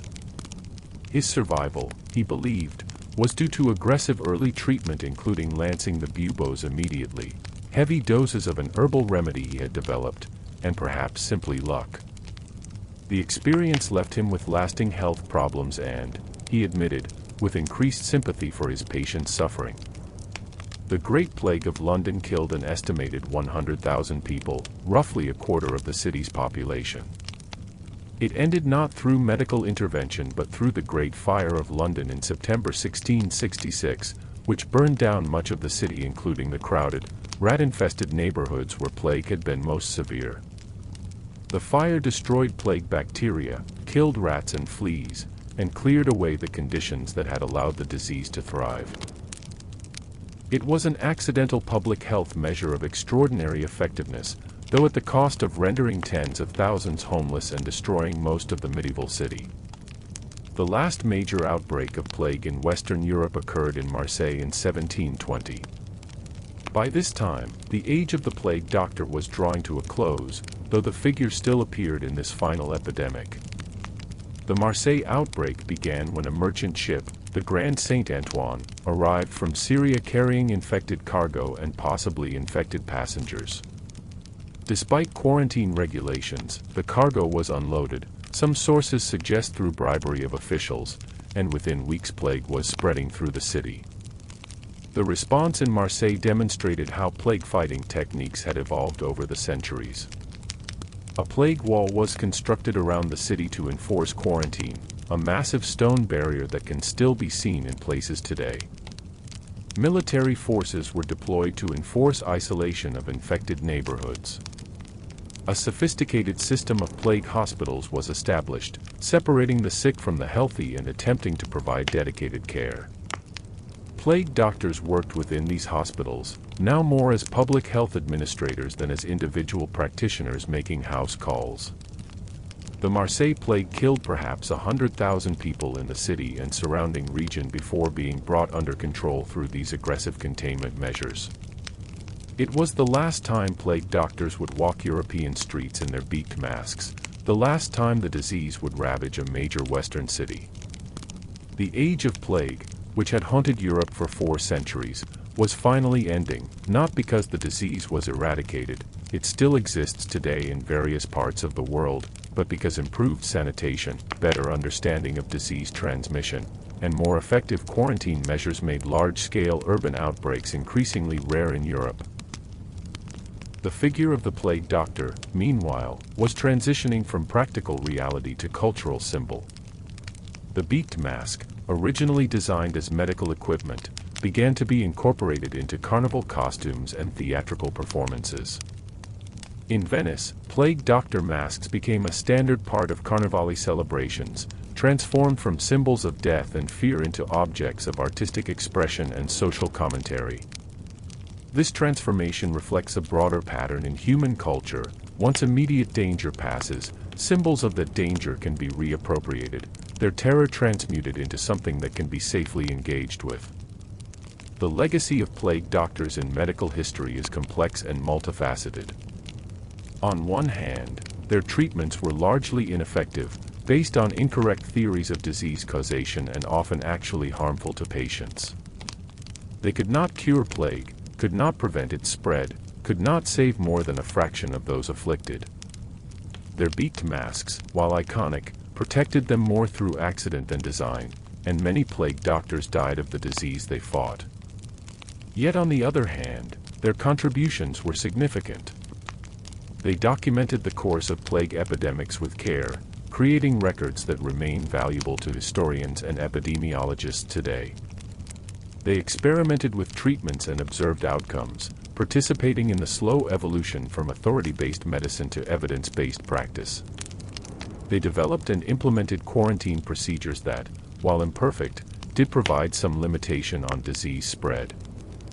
They served as public health officials at a time when that role was just being invented, establishing models of government-sponsored medical care that would eventually evolve into modern public health systems. Most importantly, perhaps, plague doctors embodied a commitment to caring for the sick even at great personal risk, a commitment that remains at the heart of medical practice today. In an era when almost everyone with the means to do so fled plague-stricken cities, plague doctors stayed. They faced death daily, not because they were certain of their ability to help but because the sick needed someone to try. This courage, however imperfectly expressed, however mixed with less noble motives of financial gain or social advancement, represents an important tradition in medicine, the tradition of bearing witness to suffering, of refusing to abandon the sick, of maintaining human connection even in the face of catastrophic disease. Modern medicine owes more to plague doctors than is sometimes acknowledged. The very concept of infectious disease control, of barrier precautions, of public health as a governmental responsibility, of epidemic surveillance and reporting, all have roots in the plague years and the work of those beaked figures who walked among the dying.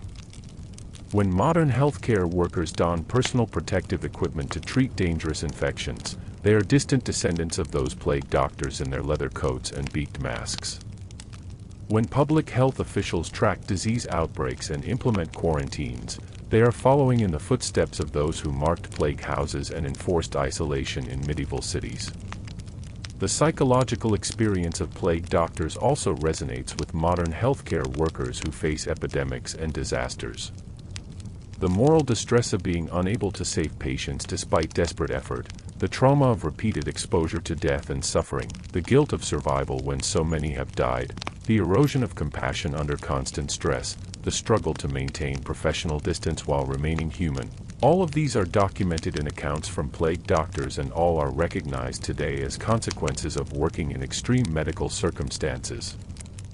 Modern research into psychological trauma among healthcare workers facing epidemics, whether Ebola in Africa, SARS in Asia, or COVID-19 globally, reveals patterns strikingly similar to what plague doctors experienced. The same coping mechanisms emerge: emotional numbing, dark humor, dissociation, substance use. The same breaking points occur when accumulated trauma exceeds individual capacity to process it. The same debates arise about duty versus self-preservation, about how much risk healthcare workers can be expected to accept. The same tension exists between the need to protect oneself and the desire to provide human comfort to patients. The COVID-19 pandemic that began in 2019 created unexpected new relevance for the historical figure of the plague doctor. As modern healthcare workers struggled with inadequate personal protective equipment, as they watched patients die from a disease they could not yet effectively treat, as they experienced the psychological toll of pandemic work, many drew explicit parallels to plague doctors. The comparison was sometimes made mockingly, Jokes about pandemic-era medicine being medieval, but often with genuine recognition that despite centuries of medical progress, some fundamental aspects of fighting epidemics remain unchanged. Healthcare workers facing COVID-19 experienced many of the same challenges as their plague doctor predecessors. They worked with incomplete understanding of disease transmission, with inadequate protective equipment, with treatments of uncertain effectiveness. They faced public fear and stigma, with some healthcare workers being shunned by neighbors who feared they might spread disease. They struggled with moral distress as they made difficult triage decisions about who would receive limited resources. They endured separation from their families to protect loved ones from exposure. They experienced trauma as they watched patients die in numbers that overwhelmed their capacity to grieve individually. The parallel is not perfect, of course. Modern healthcare workers have enormous advantages over plague doctors. Actual understanding of infectious disease, effective protective equipment when available, eventual vaccines and treatments, better support systems.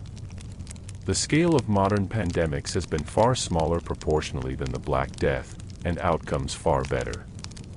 Yet the psychological and emotional challenges, the fundamental experience of being a healthcare worker facing epidemic disease, remain remarkably consistent across the centuries. This continuity suggests something important about the human experience of caring for the sick during catastrophic disease outbreaks. Despite vast improvements in medical knowledge and technology, the emotional reality of such work remains intensely challenging. The fear, the grief, the moral complexity, the trauma, these are not problems that scientific progress can eliminate. They are inherent in the situation of being a vulnerable human trying to help other vulnerable humans in the face of deadly disease. Understanding the experiences of historical plague doctors can therefore provide valuable perspective for modern healthcare workers and for societies trying to support them during epidemics. The historical record shows that trauma and moral distress among epidemic healthcare workers are normal, predictable responses to abnormal circumstances, not signs of individual weakness. It shows that even dedicated, courageous people have limits to how much death and suffering they can witness before they break. It suggests the importance of providing support systems, of acknowledging the psychological toll of epidemic work, of not expecting superhuman endurance from human beings. The history of plague doctors also reminds us of the importance of accurate scientific understanding in medicine. The plague doctors' treatments were well-intentioned but ineffective because they were based on incorrect theories of disease. They bled patients who needed their blood, fumigated with aromatic herbs that did nothing against bacteria, prescribed elaborate remedies that were at best placebos and at worst actively harmful. It was not until the bacterial nature of plague was understood in the late 19th century, and antibiotics developed in the 20th, that plague became a treatable disease rather than a death sentence. This points to the critical importance of scientific research and evidence-based medicine. Modern healthcare workers facing novel diseases like COVID-19 had enormous advantages over plague doctors precisely because of accumulated scientific knowledge about viruses, immune systems, disease transmission, and therapeutic interventions. The ability to quickly sequence the virus's genome, to develop diagnostic tests, to create vaccines in record time, all of this reflects centuries of scientific progress since the plague doctor era. While gaps in knowledge and imperfect initial responses remain frustrating, the difference between modern evidence-based pandemic response and medieval theory-based approaches is stark. Yet we should not be too quick to mock the plague doctors for their inadequate medical knowledge. They were working with the best understanding available to them, applying theories that had been developed by the most brilliant minds of their era and tested over centuries. That those theories were wrong was not a failure of intelligence or effort but simply a limitation of the available evidence and technology. Just as future physicians may look back at our current treatments as primitive, we should view plague doctors with sympathy rather than superiority, recognizing that they were doing their best within the constraints of their time. The aesthetic legacy of plague doctors is perhaps more visible to modern audiences than their medical legacy. The beaked mask has become an iconic image, instantly recognizable even to people with no knowledge of plague history. It appears in art, literature, video games, movies, and popular culture as a symbol of disease, death, medieval horror, or sometimes simply as a striking visual. The mask's unsettling combination of human and bird features, its blank eyes and long beak, its suggestion of something not quite alive and not quite dead, makes it powerfully evocative. Artists and writers have repeatedly returned to the Plague Doctor as a figure of creative inspiration. The mask appears in paintings depicting plague scenes, in Gothic and horror literature as a symbol of death personified, in steampunk aesthetics as a fusion of medical and mechanical. Film and television use Plague Doctor imagery when depicting medieval or Renaissance settings, or when seeking to create atmosphere of dread and historical horror. The figure has transcended its historical origins to become an archetypal image in Western cultural consciousness. This cultural persistence suggests that plague doctors represent something more than just a historical curiosity. They embody enduring human concerns about disease, death, the body's vulnerability, the limits of medical knowledge, the tension between horror and healing. The mask's dehumanizing effect speaks to anxieties about how medical practice can make patients into cases, how the machinery of healthcare can obscure the humanity of both patient and caregiver. The Plague Doctor's association with both healing and death, with both human compassion and inhuman appearance, captures the paradoxes inherent in medicine itself. The use of Plague Doctor imagery during the COVID-19 pandemic was particularly interesting, ranging from serious to satirical.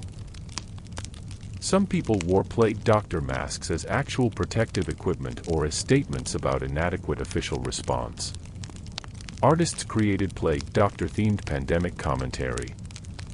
Social media filled with Plague Doctor memes, using the historical figure to express fears, frustrations, and dark humor about the pandemic. This widespread cultural deployment of plague imagery suggests that even in our scientifically advanced age, we still reach for medieval symbols when trying to process the experience of epidemic disease.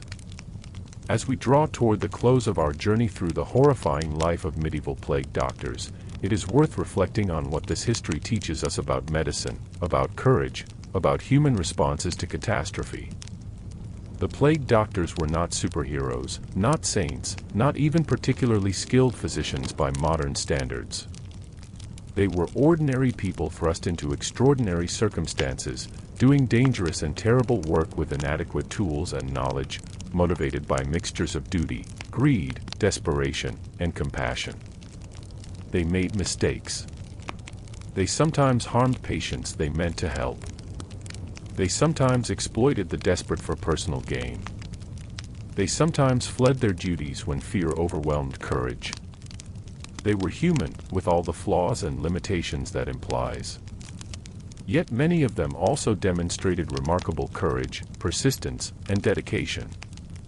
They showed up, day after day, to face death and suffering that most people fled from. They tried to help even when helping seemed impossible. They bore witness to catastrophe, documenting horrors that might otherwise have been forgotten. They maintained some thread of human connection and social order even as civilization seemed to be collapsing around them.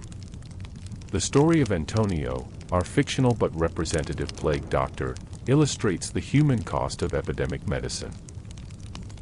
His gradual breakdown under the weight of accumulated trauma, his struggle to maintain his humanity while performing inhuman tasks, his damaged relationships and psychological wounds, his eventual inability to continue, all of these reflect documented experiences of historical plague doctors. His story also illustrates the possibility of survival and recovery, of finding meaning and hope even after experiencing horror, of building new life on the other side of catastrophe. For Antonio represents not just plague doctors but all healthcare workers who face impossible situations, who witness suffering they cannot prevent, who carry on despite trauma and fear because someone must. His story is, in that sense, timeless, as relevant to modern emergency room physicians or hospice nurses or epidemic workers as to medieval plague doctors. The specifics change, bacterial infections versus viral pandemics, beaked masks versus N95 respirators, city contracts versus hospital employment, but the fundamental human experience remains constant. The plague doctors also represent something important about how societies respond to catastrophic disease.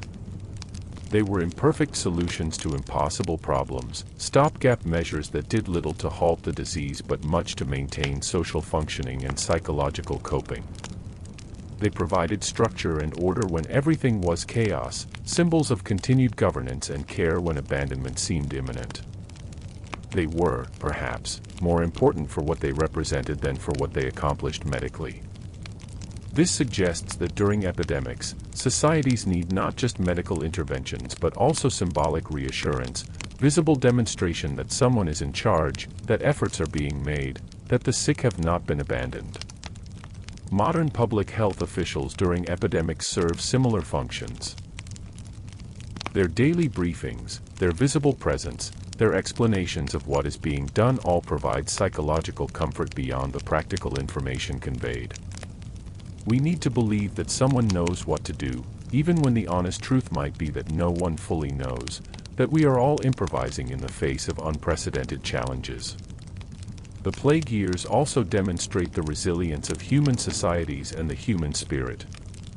The Black Death killed tens of millions, destroyed social structures, caused unimaginable suffering, yet humanity survived, societies rebuilt, culture and knowledge continued. The trauma was real and lasting, but it was not permanent or fatal to civilization itself. People found ways to carry on, to make meaning from catastrophe, to hope and love and create even in death's shadow. This resilience is visible in the lives of individual plague doctors like Antonio, who broke but eventually healed, who suffered trauma but found ways to live with it, who lost faith but discovered new sources of meaning. It is visible in the survival of knowledge and culture through the plague years, in the documents preserved, the art created, the children born and raised to adulthood despite everything. It is visible in the social and cultural transformations that followed the plague, as societies rebuilt themselves in new forms, as the Renaissance emerged from medieval collapse, as human creativity and ingenuity continued unabated. The plague doctors themselves, in their transition from terrifying reality to cultural symbol, demonstrate this resilience. What was once an image of death and fear became something that could be worn playfully at carnival, could be transformed into art, could be reappropriated as creative inspiration rather than traumatic memory. This transformation is not disrespectful to those who suffered but rather a testament to human ability to integrate even terrible experiences, to make meaning from horror, to transform pain into something that can be safely engaged with. As we consider the legacy of plague doctors in the present day, we might ask what lessons they offer for contemporary challenges. The most obvious is about preparedness for pandemics. History shows that epidemic disease is not an aberration but a recurring feature of human existence, that societies need systems and trained personnel ready to respond when outbreaks occur. The plague doctor system, for all its flaws, represented recognition of this need, an attempt to institutionalize epidemic response even if the medical knowledge was inadequate. Modern public health infrastructure, with its disease surveillance systems, stockpiles of medical supplies, trained epidemic response teams, and established protocols, represents a more sophisticated version of what plague-era cities were attempting to create. Yet COVID-19 revealed that even this infrastructure can be inadequate when faced with novel pathogens and unprecedented scale. The challenge of recruiting and supporting healthcare workers for dangerous epidemic work remains as difficult as it was for medieval cities trying to find plague doctors. The plague doctor's experience also offers lessons about the importance of supporting healthcare workers psychologically, not just providing medical equipment and training. The trauma and moral distress documented in plague doctors' accounts remind us that healthcare workers facing catastrophic disease are not immune to psychological harm, that courage and dedication do not eliminate human vulnerability.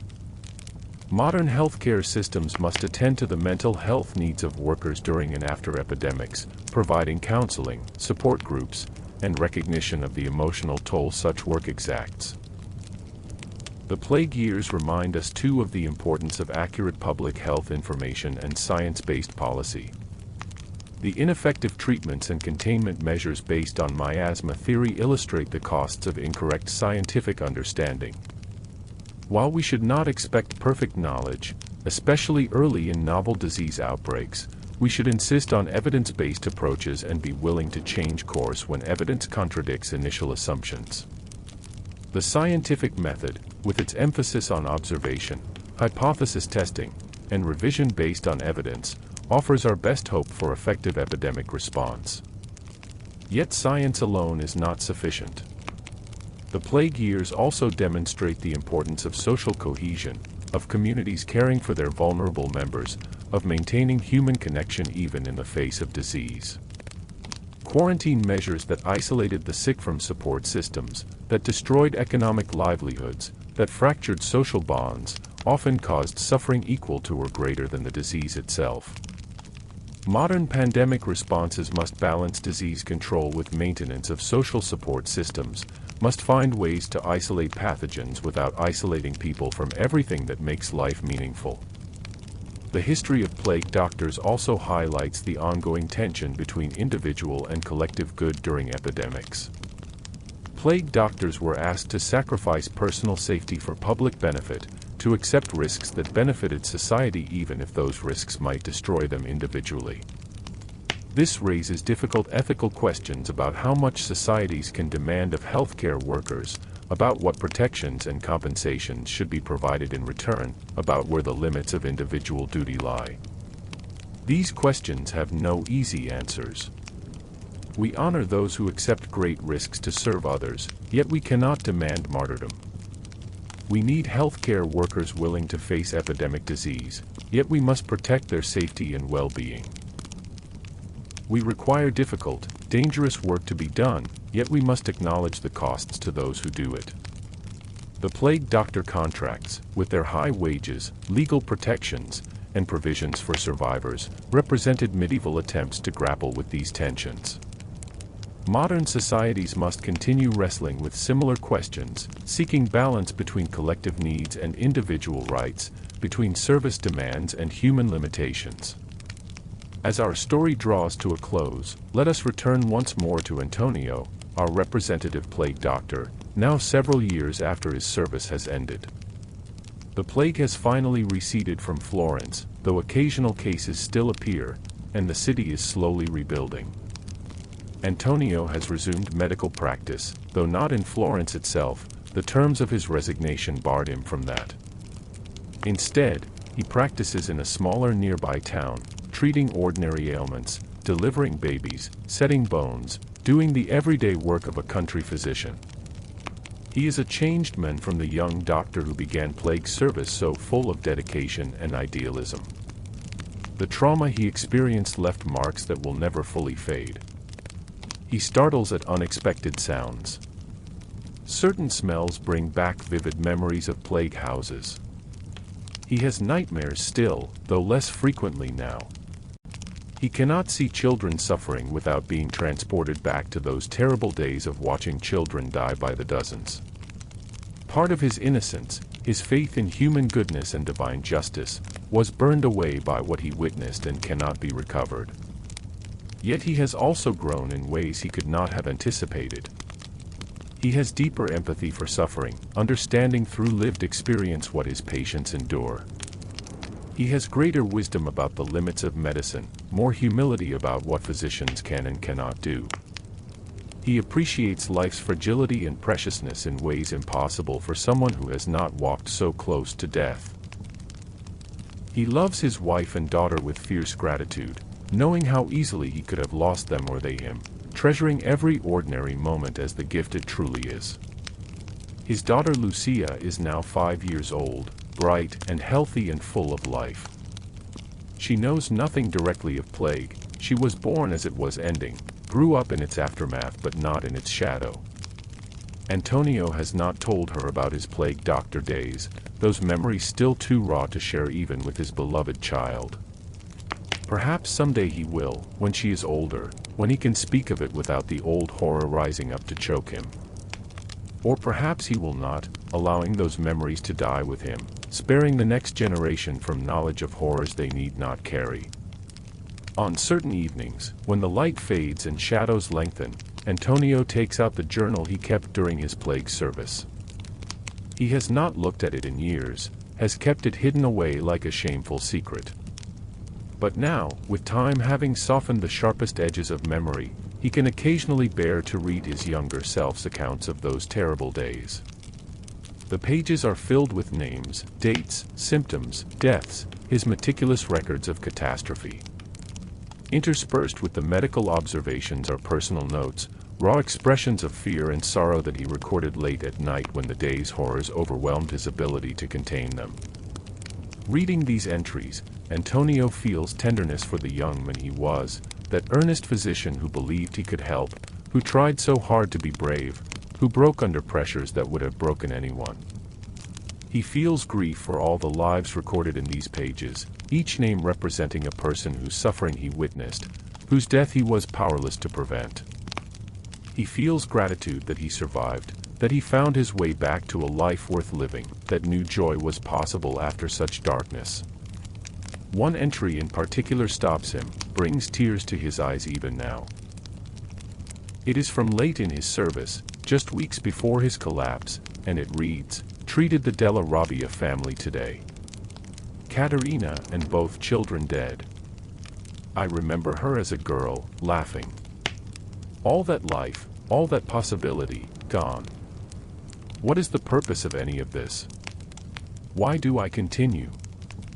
I no longer know." Beneath this, in different ink, is a later edition he barely remembers writing. "I continue because someone must bear witness. Because the dead deserve to be remembered. Because even when we cannot save life, we can honor it, acknowledge it, refuse to let it pass unnoticed into oblivion. This is what remains when medicine fails: simple presence, humble witness, stubborn human connection in the face of inhuman death." These words, written in his darkest moment by some part of himself wiser than his conscious mind, still resonate. They capture what the plague doctors at their best represented, not miracle workers or heroes, but human beings refusing to abandon other human beings, maintaining connection even when all seemed lost, bearing witness to suffering that would otherwise have passed unrecorded and unmourned. Antonio closes the journal, returns it to its hiding place. He steps outside into the warm evening air, breathes deeply of earth and growing things, life continuing despite everything. In the distance, he can hear Lucia laughing as Maria plays with her in the garden. These sounds anchor him in the present, remind him of what survived the catastrophe, of why bearing the unbearable was worthwhile. The plague years were real, the suffering was real, the death and loss and trauma were real. But so is this moment, this garden, this family, this life rebuilt from ruins. The plague doctors are gone now from the streets of Europe, their beaked masks returned to storage or transformed into carnival curiosities. The role they played, necessary but painful, heroic but horrifying, has passed into history. Yet their legacy remains in the healthcare workers who continue their tradition of facing disease despite fear, who choose service over safety, who bear witness to suffering and maintain human connection even in catastrophe's midst.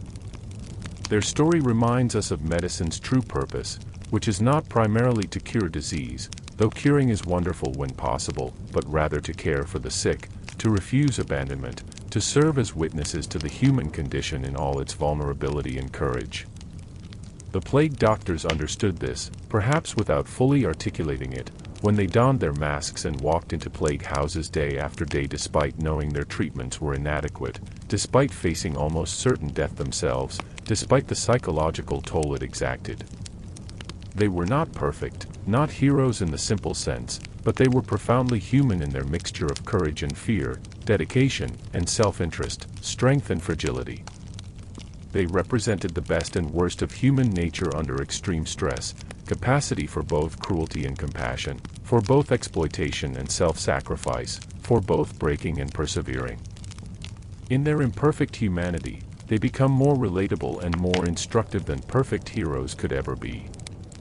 As we close this long journey through the horrifying life of plague doctors, as we release these beaked figures back into history from which we briefly summoned them, let us hold in our hearts what their stories teach us about being human in the face of catastrophe, about maintaining hope when hope seems impossible, about finding meaning in suffering, about carrying on when carrying on seems unbearable. These lessons are not comfortable or easy, but they are profound and necessary. For we live still in a world with disease, with suffering, with death. We face still the challenge of how to respond when catastrophe strikes, how to care for the vulnerable, how to maintain our humanity under pressure. The specifics change with each generation, different diseases, different treatments, different social structures, but the fundamental human questions remain constant. What do we owe each other? How much risk can we ask people to accept for the common good? How do we balance safety and service? How do we maintain hope in darkness? The plague doctors, in their fumbling, imperfect attempts to answer these questions in their own time, offer guidance for our attempts in ours. They teach us that courage is not absence of fear but choosing to act despite fear. They teach us that failure does not negate the value of effort, that trying to help even when help seems impossible is worthwhile. They teach us that maintaining human connection in the face of catastrophic disease is perhaps medicine's most important function, even more vital than technical intervention. They teach us that trauma is a natural response to horror, not a personal failing, and that healing is possible even from terrible wounds. Most importantly, perhaps, they teach us that humanity survives, that societies rebuild, that life continues even after unimaginable catastrophe. The Black Death killed tens of millions, traumatized an entire continent, seemed in its moment like the end of the world. Yet Europe survived, rebuilt, eventually thrived. The plague doctors, for all their suffering, were part of that survival, part of the thin thread of care and order and human connection that kept society from completely dissolving, that allowed for eventual recovery and renewal. So as you rest now, as you let this long story settle into your thoughts, carry with you not just the horror of plague times but also the resilience that followed, not just the deaths but also the survival, not just the darkness but also the light that came after. Remember that human beings have faced catastrophes before and endured, have confronted suffering and found ways to continue, have experienced trauma and eventually healed. The plague doctor's story, for all its horror, is ultimately one of human endurance, of persistence in the face of overwhelming odds, of stubborn hope when despair seemed the only reasonable response. Let their memory serve not to frighten but to inspire, not to counsel despair but to offer hope. Let their masked figures, walking through medieval streets toward the houses of the dying, remind us that in every crisis, there are those who choose to serve rather than flee, who maintain human connection when isolation seems safer, who bear witness to suffering when turning away would be easier. Let their legacy live in every healthcare worker who faces danger to help the sick, in every person who chooses compassion over fear, in everyone who refuses to abandon those in need even at personal cost. And now, dear traveler, as our journey together draws to its close, as the beaked masks fade back into history and the medieval streets empty of our imagined presence, let us take a few moments more to reflect on the deeper currents running beneath this story, to consider what these long-dead physicians and their terrible work mean for us today, here in our present moment, as we too navigate a world where disease and death remain constants, where suffering calls out for care, where healthcare workers continue to don their own forms of protective equipment and walk toward danger rather than away from it. The plague doctor stands now as a symbol, recognized across cultures even by those who know little of the historical reality behind the image. That long-beaked mask appears in art and media, in games and films, in protest imagery and pandemic commentary. It has transcended its origins to become an archetype, a visual shorthand for pestilence, for medical horror, for the intersection of healing and harm, for the price paid by those who serve the sick during catastrophic disease. This symbolic power suggests that the plague doctor touches something deep in our collective consciousness, some awareness that disease and death are eternal aspects of the human condition, and that responding to them with care rather than abandonment represents one of our species' noblest impulses. Think for a moment about what the mask represents. It is a barrier, certainly, a layer of protection between the vulnerable human flesh of the doctor and the disease-saturated air they believed they were breathing. But it is also a transformation, a way of becoming something other than human for the duration of the terrible work. The doctor who puts on that mask ceases to be Antonio or Domenico or Nathaniel, ceases to be someone's husband or father or friend, and becomes instead the plague doctor, a role rather than a person, a function rather than an individual. This transformation served psychological purposes that we can understand today. It created distance, allowed for emotional protection, made it possible to do things that would be unbearable as oneself. Yet the mask was also a revelation of truth, in its way. By making the doctor appear inhuman, it made visible what the work itself was doing to their humanity. The blank glass eyes reflected the emotional numbness that chronic trauma produces. The bird-like beak suggested the predatory relationship between doctor and patient when medicine fails and all that remains is watching for death. The complete coverage of the body represented the way that plague work colonized every aspect of the doctor's existence, leaving no part of them untouched by its horror. The mask, in making the doctor monstrous in appearance, revealed the monstrous nature of the work itself. This is perhaps why the image retained such power. It is not just historically interesting but psychologically resonant. It captures the paradox at the heart of much medical work, that those who dedicate themselves to healing must immerse themselves in disease and death, that caring for the sick requires intimate contact with suffering, that the work of preserving life means dwelling constantly in its shadow. The plague doctor, in being simultaneously healer and harbinger of death, both helper and horror, embodies contradictions that remain unresolved in medicine today. Consider the modern physician or nurse working in an intensive care unit, surrounded by machines that sustain life through mechanical intervention, watching screens that translate bodily functions into abstract numbers and graphs. They too wear barriers between themselves and their patients: gloves, gowns, masks, face shields. They too must achieve some emotional distance to function effectively, cannot allow themselves to fully feel the grief and fear and suffering they witness, or they would be paralyzed. They too are transformed by their work, shaped by constant exposure to human fragility in ways that are difficult to explain to those who have not shared the experience. The specifics differ vastly from the plague doctor's experience, yet certain fundamental patterns persist. Or think about hospice workers, who specialize not in curing disease but in accompanying the dying, who choose to spend their professional lives in close proximity to death, helping patients navigate their final days or weeks with whatever dignity and comfort can be achieved. They must develop their own forms of emotional armor while remaining sufficiently open to truly connect with patients and families. They must balance honesty about prognosis with maintenance of hope. They must witness suffering they cannot eliminate and find meaning in small comforts they can provide.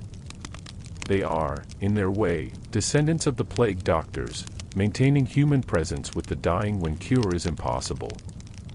The plague doctor's story speaks also to questions of professional duty and personal limitation that remain live issues in medical ethics. How much risk can we reasonably expect healthcare workers to accept? During the COVID-19 pandemic, this question became urgent as healthcare workers faced inadequate protective equipment, overwhelming patient loads, and real risk of fatal infection. Some argued that healthcare workers had special duties to accept such risks, that medical oaths and professional obligations required them to serve even at great personal cost. Others countered that healthcare workers are not soldiers, that they have rights to workplace safety, that they cannot be expected to sacrifice themselves, especially when institutional failures rather than inherent disease characteristics created the dangerous conditions.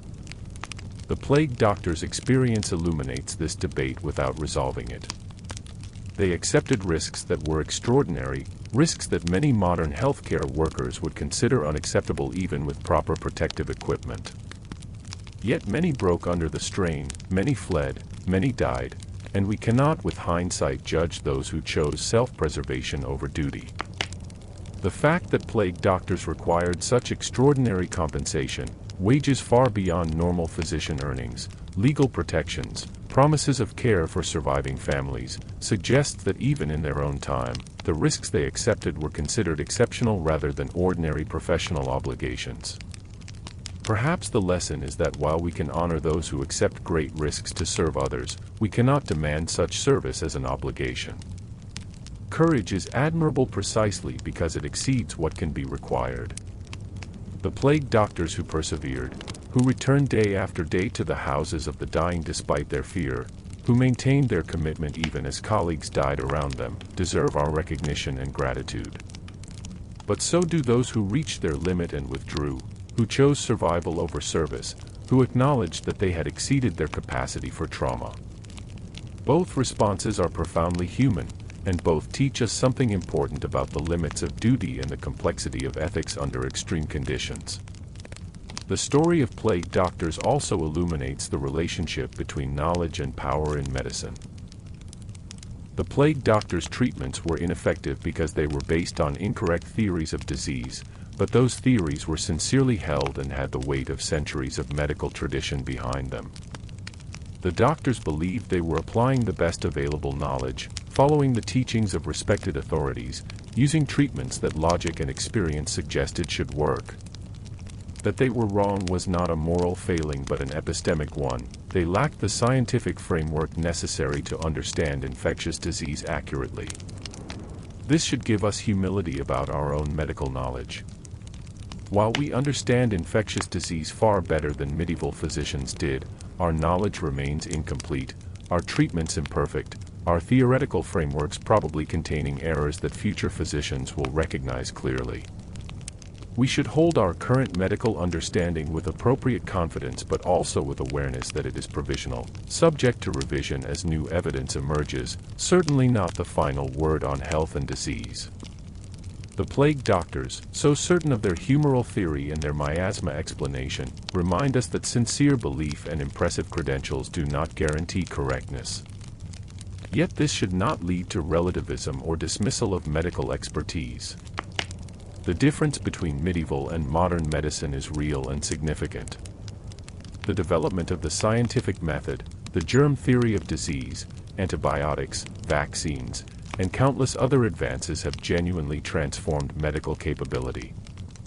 A patient today has vastly better chances of surviving plague than a patient in the 14th century would have, and this difference stems directly from improved scientific understanding. The lesson is not that all medical knowledge is equally valid but rather that medical knowledge progresses through evidence and experimentation, that authority and tradition must be questioned and tested, that we must remain open to revising our understanding when data suggests we have been wrong. The plague doctors also teach us about the importance of bearing witness, of documenting suffering even when we cannot alleviate it. Their careful records of deaths, their descriptions of symptoms, their tallies of the dead, these served important functions beyond medical treatment. They created a historical record that allows us today to understand the plague's course and impact. They provided acknowledgement to the dead, ensuring that lives cut short were at least counted and recorded. They gave some structure and meaning to catastrophe, transforming chaos into data, making the incomprehensible somewhat more comprehensible through the act of systematic observation and recording. This function of medicine, bearing witness, documenting suffering, maintaining records, remains vital today. When cure is impossible, when treatment fails, when death is inevitable, the physician's presence and attention still matter. The dying deserve to have their suffering acknowledged, to be seen and heard even in their final moments, to be treated as human beings rather than medical failures. The discipline of careful observation and documentation, even in the face of overwhelming tragedy, represents medicine's commitment to learning from experience, to extracting whatever knowledge can be gained from suffering, to ensuring that deaths are not meaningless but contribute to understanding that might help future patients. The psychological impact of plague work, so vividly documented in accounts from doctors like Antonio and Hodges, also offers important lessons about the need for mental health support for healthcare workers. The medieval world had no conception of post-traumatic stress disorder, no framework for understanding the psychological injuries that result from chronic exposure to trauma. Plague doctors were expected to simply endure, to be stoic, to continue functioning regardless of emotional cost. When they broke down, it was seen as personal weakness rather than predictable response to unbearable stress. We know better now, or should. Psychological trauma is a genuine injury, as real as physical wounds if less visible. Healthcare workers who face catastrophic disease, who watch multiple patients die despite their best efforts, who must make impossible triage decisions, who work in conditions of danger and resource scarcity, will predictably suffer psychological consequences. Depression, anxiety, PTSD, moral injury, burnout, these are not signs of individual weakness but normal human responses to abnormal circumstances. Providing mental health support, peer support groups, trauma counseling, and time to recover is not optional but essential if we expect healthcare workers to continue functioning over extended periods. The plague doctor's experience also highlights the importance of community support for healthcare workers during epidemics. Those doctors who maintained closer connections with other plague workers, who could share their experiences and fears with others who understood, seemed to have fared better psychologically than those who isolated. The relationship between Antonio and Father Domenico, their mutual support and honest conversation, provided both men with crucial emotional sustenance during their terrible work. Modern healthcare workers facing epidemics similarly benefit enormously from peer support, from knowing they are not alone in their experiences, from being able to speak honestly about their fears and grief with others who understand. The broader community's treatment of plague doctors. Sometimes honoring them as heroes, sometimes shunning them as vectors of disease, often holding both attitudes simultaneously, also resonates with modern healthcare workers' pandemic experiences. Being simultaneously praised as heroes and treated as threats, being celebrated publicly while being avoided personally, creates psychological strain and undermines social support. Communities must find ways to genuinely support rather than just symbolically praise healthcare workers during epidemics, providing practical assistance and maintaining human connection rather than isolating them in pedestrian hero status. The question of compensation for dangerous medical work, so central to plague doctor contracts, remains relevant today. The medieval cities that hired plague doctors understood that extremely dangerous work required exceptional compensation, not just high wages but also guarantees of support for families, legal protections, and often forgiveness of debts or crimes. This reflected a recognition that society was asking individuals to accept extraordinary risks for the common good and owed them fair compensation in return. Modern societies must grapple with similar questions. What do we owe healthcare workers who accept unusual risks during epidemics? How do we fairly compensate exposure to trauma and danger? What support should be provided to families of healthcare workers who die in service? The answers are complex and context-dependent, but the principle seems clear. Society cannot both demand dangerous service and treat that service as ordinary employment to be compensated at standard rates. If we ask healthcare workers to accept risks beyond normal professional expectations, we incur obligations to compensate and support them accordingly. The plague doctors, for all the problems with their system, at least recognized this basic ethical truth. Thinking about the plague doctor's legacy also invites reflection on how societies remember catastrophe and honor those who served during crisis. The plague doctors have become cultural symbols, their image preserved and transformed over centuries, but often without much understanding of the human reality behind the mask. They have become abstracted, turned into icons that can mean almost anything: death, disease, medieval horror, medical history, or simply striking visual aesthetic. This process of abstraction and symbolization is perhaps inevitable, but it risks losing touch with the actual human experiences, the real suffering and courage and trauma and service that the symbol originally represented. We see similar processes today with cultural memory of wars, natural disasters, and other catastrophes. The events become stories, the stories become simplified, the simplified versions become symbols, and eventually what remains in cultural consciousness may bear little resemblance to what actually happened or what those involved actually experienced.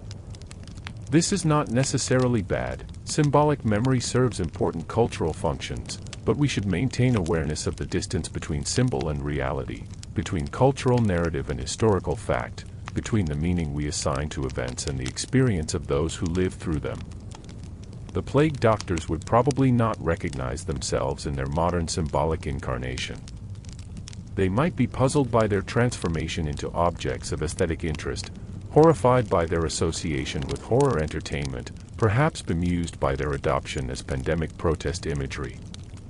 Their actual experience was far less aesthetically interesting and far more mundanely horrible than cultural memory suggests, not dramatic battles with personified death but tedious, repetitive work under conditions of constant fear and inadequate resources, punctuated by moments of overwhelming horror and occasional small victories.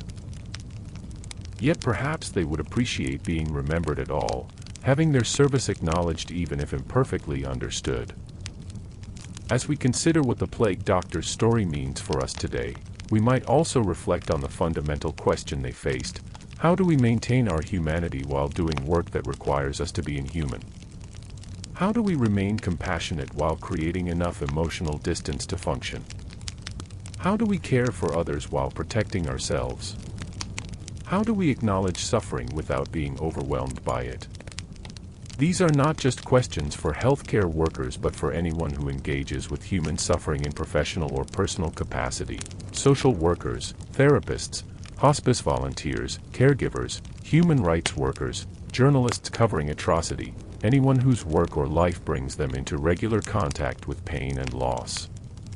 The plague doctors found various answers to these questions, none entirely satisfactory, all involving compromises and costs. Some maintained their humanity by compartmentalizing, being fully present and compassionate during work hours but then shutting down completely at home, creating rigid boundaries that protected personal life but left them emotionally fragmented. Some found meaning in the work itself, framing it as sacred duty or crucial service, finding purpose that made the cost bearable. Some turned to substances or other numbing strategies, trading long-term well-being for short-term ability to function. Some broke down entirely. Some somehow maintained balance through all of it, though exactly how remains mysterious even to them. Perhaps the lesson is that there is no perfect solution, no technique that makes working with suffering easy or painless. The work is inherently difficult, the cost is real, and all we can do is develop coping strategies that work well enough, support networks that help us carry what we must carry, and self-awareness that tells us when we are approaching our limits. We can honor the work without romanticizing it, recognize its value without pretending it is not costly, support those who do it without expecting them to be superhuman. The plague doctors also remind us of something that is easy to forget in our scientifically advanced age, that for most of human history, medicine could do relatively little to alter disease outcomes, that physicians were more often witnesses to suffering than its relievers, that the most important medical function was often simply presence with the sick rather than technical intervention. This might seem like a depressing observation, all that suffering with so little ability to help, but it also points towards something important about what healthcare fundamentally is. At its core, healthcare is not primarily about technology or interventions but about human relationships, about one person caring for another in vulnerability, about refusing to abandon the sick, about maintaining human connection in the face of disease and death. The technical aspects of modern medicine are wonderful when they work, but they rest on this more fundamental foundation of care. The plague doctor who could not cure but who stayed with dying patients, who held their hands, who bore witness to their suffering, who ensured they did not die alone and unacknowledged, this doctor was practicing medicine in a deep sense, even if none of their treatments had any effect on disease outcomes. Modern medicine, with all its sophisticated technology, sometimes loses touch with this fundamental level of care. Patients can feel processed rather than cared for, treated as collections of symptoms rather than whole persons, subjected to interventions without adequate human connection. The plague doctors, paradoxically, might have something to teach us about the importance of presence and witness, about the value of simply being with patients rather than just doing things to them. The beaked mask created physical and emotional distance, yes, but behind it was still a human being who had chosen to show up, to be present with suffering, to fulfill the basic promise of healthcare: you will not face this alone. As our long journey together approaches its end, let us return one final time to Antonio, now an old man, his plague doctor days decades behind him. He sits in his garden on a warm afternoon, watching his grandchildren play, feeling the sun on his face, grateful for simple pleasures that once seemed impossible. His daughter Lucia, now a mother herself, sits beside him with her own daughter on her lap. The child, perhaps 5 years old, asks Antonio to tell her a story, as children do, wanting to hear grandfather's tales of when the world was young. Antonio considers what story to tell. He could speak of heroes and adventures, dragons and knights, the stories that children love. Or he could tell the truth, speak of the plague years, share the stories that haunt him still. He looks at his great-granddaughter's innocent face, her eyes bright with curiosity, and he makes a choice. Not today, he thinks. Let her have a few more years of innocence before learning what horrors the world can hold, what suffering humans can endure. So instead he tells her about a garden, a magical garden where everything grows perfectly, where flowers bloom in every color, where fruits are always ripe and sweet, where no one is ever sick or sad. It is a simple story, perhaps even a lie, certainly an idealization that bears little resemblance to reality. Yet in another sense, it is profoundly true. For this is the garden he sits in now, here in this moment, alive and surrounded by family, the plague years behind him, peace achieved if not innocence recovered. The garden is real because he lived to see it, real because he survived to plant it, real because his great-granddaughter will grow up here safe and loved, never knowing how close it all came to not existing. The plague doctors, all of them, the ones who lived and the ones who died, the heroes and the cowards, the skilled and the incompetent, the compassionate and the callous, all were working, in their way, to preserve the possibility of gardens like this one, to ensure that life and growth and laughter could continue despite catastrophe, to maintain the threads of human connection and care that allow society to survive disaster and eventually thrive again. Their work was often futile, their treatments usually worthless, their suffering immense. Yet collectively, they mattered. They were part of what allowed Europe to survive the Black Death, part of the human response to catastrophe that kept civilization functioning well enough for recovery to eventually occur. This is perhaps their truest legacy, not any specific medical discovery or treatment innovation, but their participation in the stubborn human refusal to give up in the face of overwhelming disaster. They represented, in their imperfect and costly way, humanity's commitment to caring for its members even when caring seems pointless, to maintaining social structures even when collapse seems inevitable, to hoping even when despair would be more logical. This commitment, sustained across generations and geography, is what allowed humanity to survive plague and countless other catastrophes, what allows us to persist despite the endless vulnerability of our flesh and the certainty of our individual mortality. And so we come to the end of our journey, to the moment where we must release these long-dead physicians back to their rest, where we step out of medieval streets and return to our own time and place. The plague doctors are gone, their beaked masks museum curiosities, their treatments discredited, their world transformed beyond recognition. Yet something of what they represented persists. In every healthcare worker who chooses service despite risk, in every person who cares for the sick, in everyone who refuses to abandon the vulnerable, in the human capacity for courage and compassion even in darkness. Let their memory rest gently now in your mind, neither romanticized nor dismissed, but held with clear-eyed recognition of both their limitations and their service, their failures and their persistence, their inhumanity and their humanity. Let their story remind you that courage is not absence of fear, that service is not absence of self-interest, that heroism is not absence of failure, but rather the choice to continue despite fear, to serve despite imperfection, to persist despite failure. And let their ultimate legacy be this: they showed up.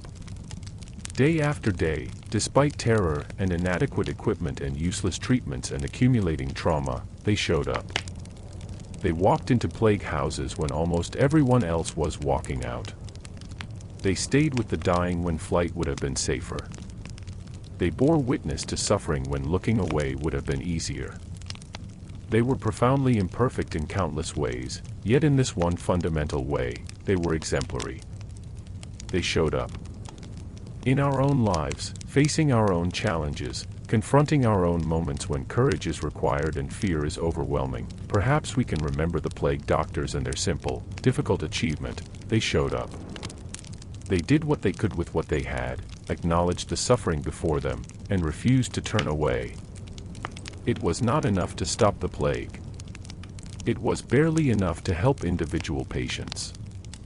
But it was enough to maintain the possibility of hope, to preserve human connection in catastrophe's midst, to model the truth that caring for each other is what makes us human, is perhaps the only thing that gives meaning to our brief and fragile lives. Sleep now, dear traveler. Let these stories settle into your dreams, transforming as stories do when the conscious mind releases them, becoming something personal and particular to you, taking whatever form serves your spirit best. Remember the beaked figures walking medieval streets if you wish, or let them fade, but hold on to what they represent: ordinary people doing extraordinary things, flawed humans manifesting grace, frightened individuals choosing courage. Hold on to the knowledge that humanity has faced catastrophes before and endured, has stared into darkness and found light, has suffered tremendously and continued nevertheless. Rest in the assurance that you too can face whatever challenges await you, can find strength you did not know you possessed, can endure what seems unendurable and perhaps even emerge transformed, not destroyed but deepened, not broken but made more fully human through the very experiences that tested your limits.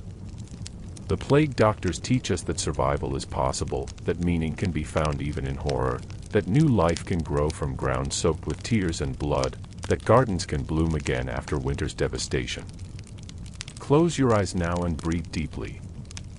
Feel yourself safe in this moment, whatever struggles you face, whatever fears you carry. You have made it this far through your own plague years, whatever form they have taken. You have survived everything life has brought you up to this moment. That is no small achievement. Like the plague doctors, like Antonio and Domenico and Hodges and countless others whose names history never recorded, you have shown up for your own life, have continued despite difficulty, have persisted despite pain. Honor that. Rest in that. Let it be enough for now. The stories are ended, the plague doctors return to history's embrace, and you remain here in the present, alive and aware, carrying forward the endless human story of suffering and survival, loss and love, mortality and meaning. Sleep well, traveler. Dream gently. The past cannot harm you now, though its lessons remain available whenever you need them. Tomorrow waits with whatever it will bring, but tonight is for rest, for peace, for the simple gift of breathing in and out, alive in this moment, part of the great continuation, the human story that began long before plague doctors walked medieval streets and will continue long after their memory fades to myth. Rest now in the knowledge that you are part of something vast and enduring, that your life matters within the great tapestry of human experience, that your struggles and triumphs, your fears and courage, your suffering and joy all contribute to the endless unfolding of what it means to be human. The plague doctors played their part in their time, and you are playing yours in your time, and that is enough. That is always enough. Good night, dear traveler. Thank you for walking this journey with me through history's shadows. May your sleep be deep and dreamless, or filled with gentle dreams that comfort rather than disturb. May you wake refreshed, carrying forward whatever wisdom these stories have offered, releasing whatever no longer serves you. May you remember when you need to that ordinary people have done extraordinary things, that darkness has been faced before and overcome, that spring follows winter as surely as dawn follows night. The plague doctors bid you farewell across the centuries, their beaked masks fading into shadow, their work complete, their witness fulfilled. They leave behind their legacy of service despite fear, of presence despite horror, of stubborn hope despite overwhelming darkness. May you carry that legacy forward in whatever way serves your life and your world.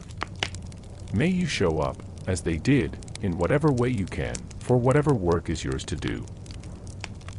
May you find meaning in service, connection in community, and peace in the knowledge that you are part of the eternal human endeavor to care for each other, to ease suffering where possible, to witness it where easing is impossible, and to continue despite everything, always and forever, choosing life and love and hope even when despair would be easier. Sleep now. The story is told. The lesson is learned or released as serves you best. Tomorrow awaits with its own challenges and gifts, but tonight belongs to rest, to peace, to the gentle drift into dreams or sleep's dark comfort. You are safe. You are enough. You are part of something larger than yourself, connected through time to all who have suffered and survived, to all who have loved and lost and continued loving, to all who have faced darkness and chosen to carry light forward. Good night. Rest well. Until we meet again in another story, another time, another gentle journey through history's endless fascination and instruction. The plague doctors sleep now in history's arms, and so may you sleep in peace and safety, wrapped in the knowledge that their courage echoes still in every heart that chooses compassion over fear, service over safety, connection over isolation. Their work is done. Yours continues in its own unique way. But tonight, dear traveler, tonight is for rest. Sweet dreams, and may morning bring you refreshed to whatever adventures await.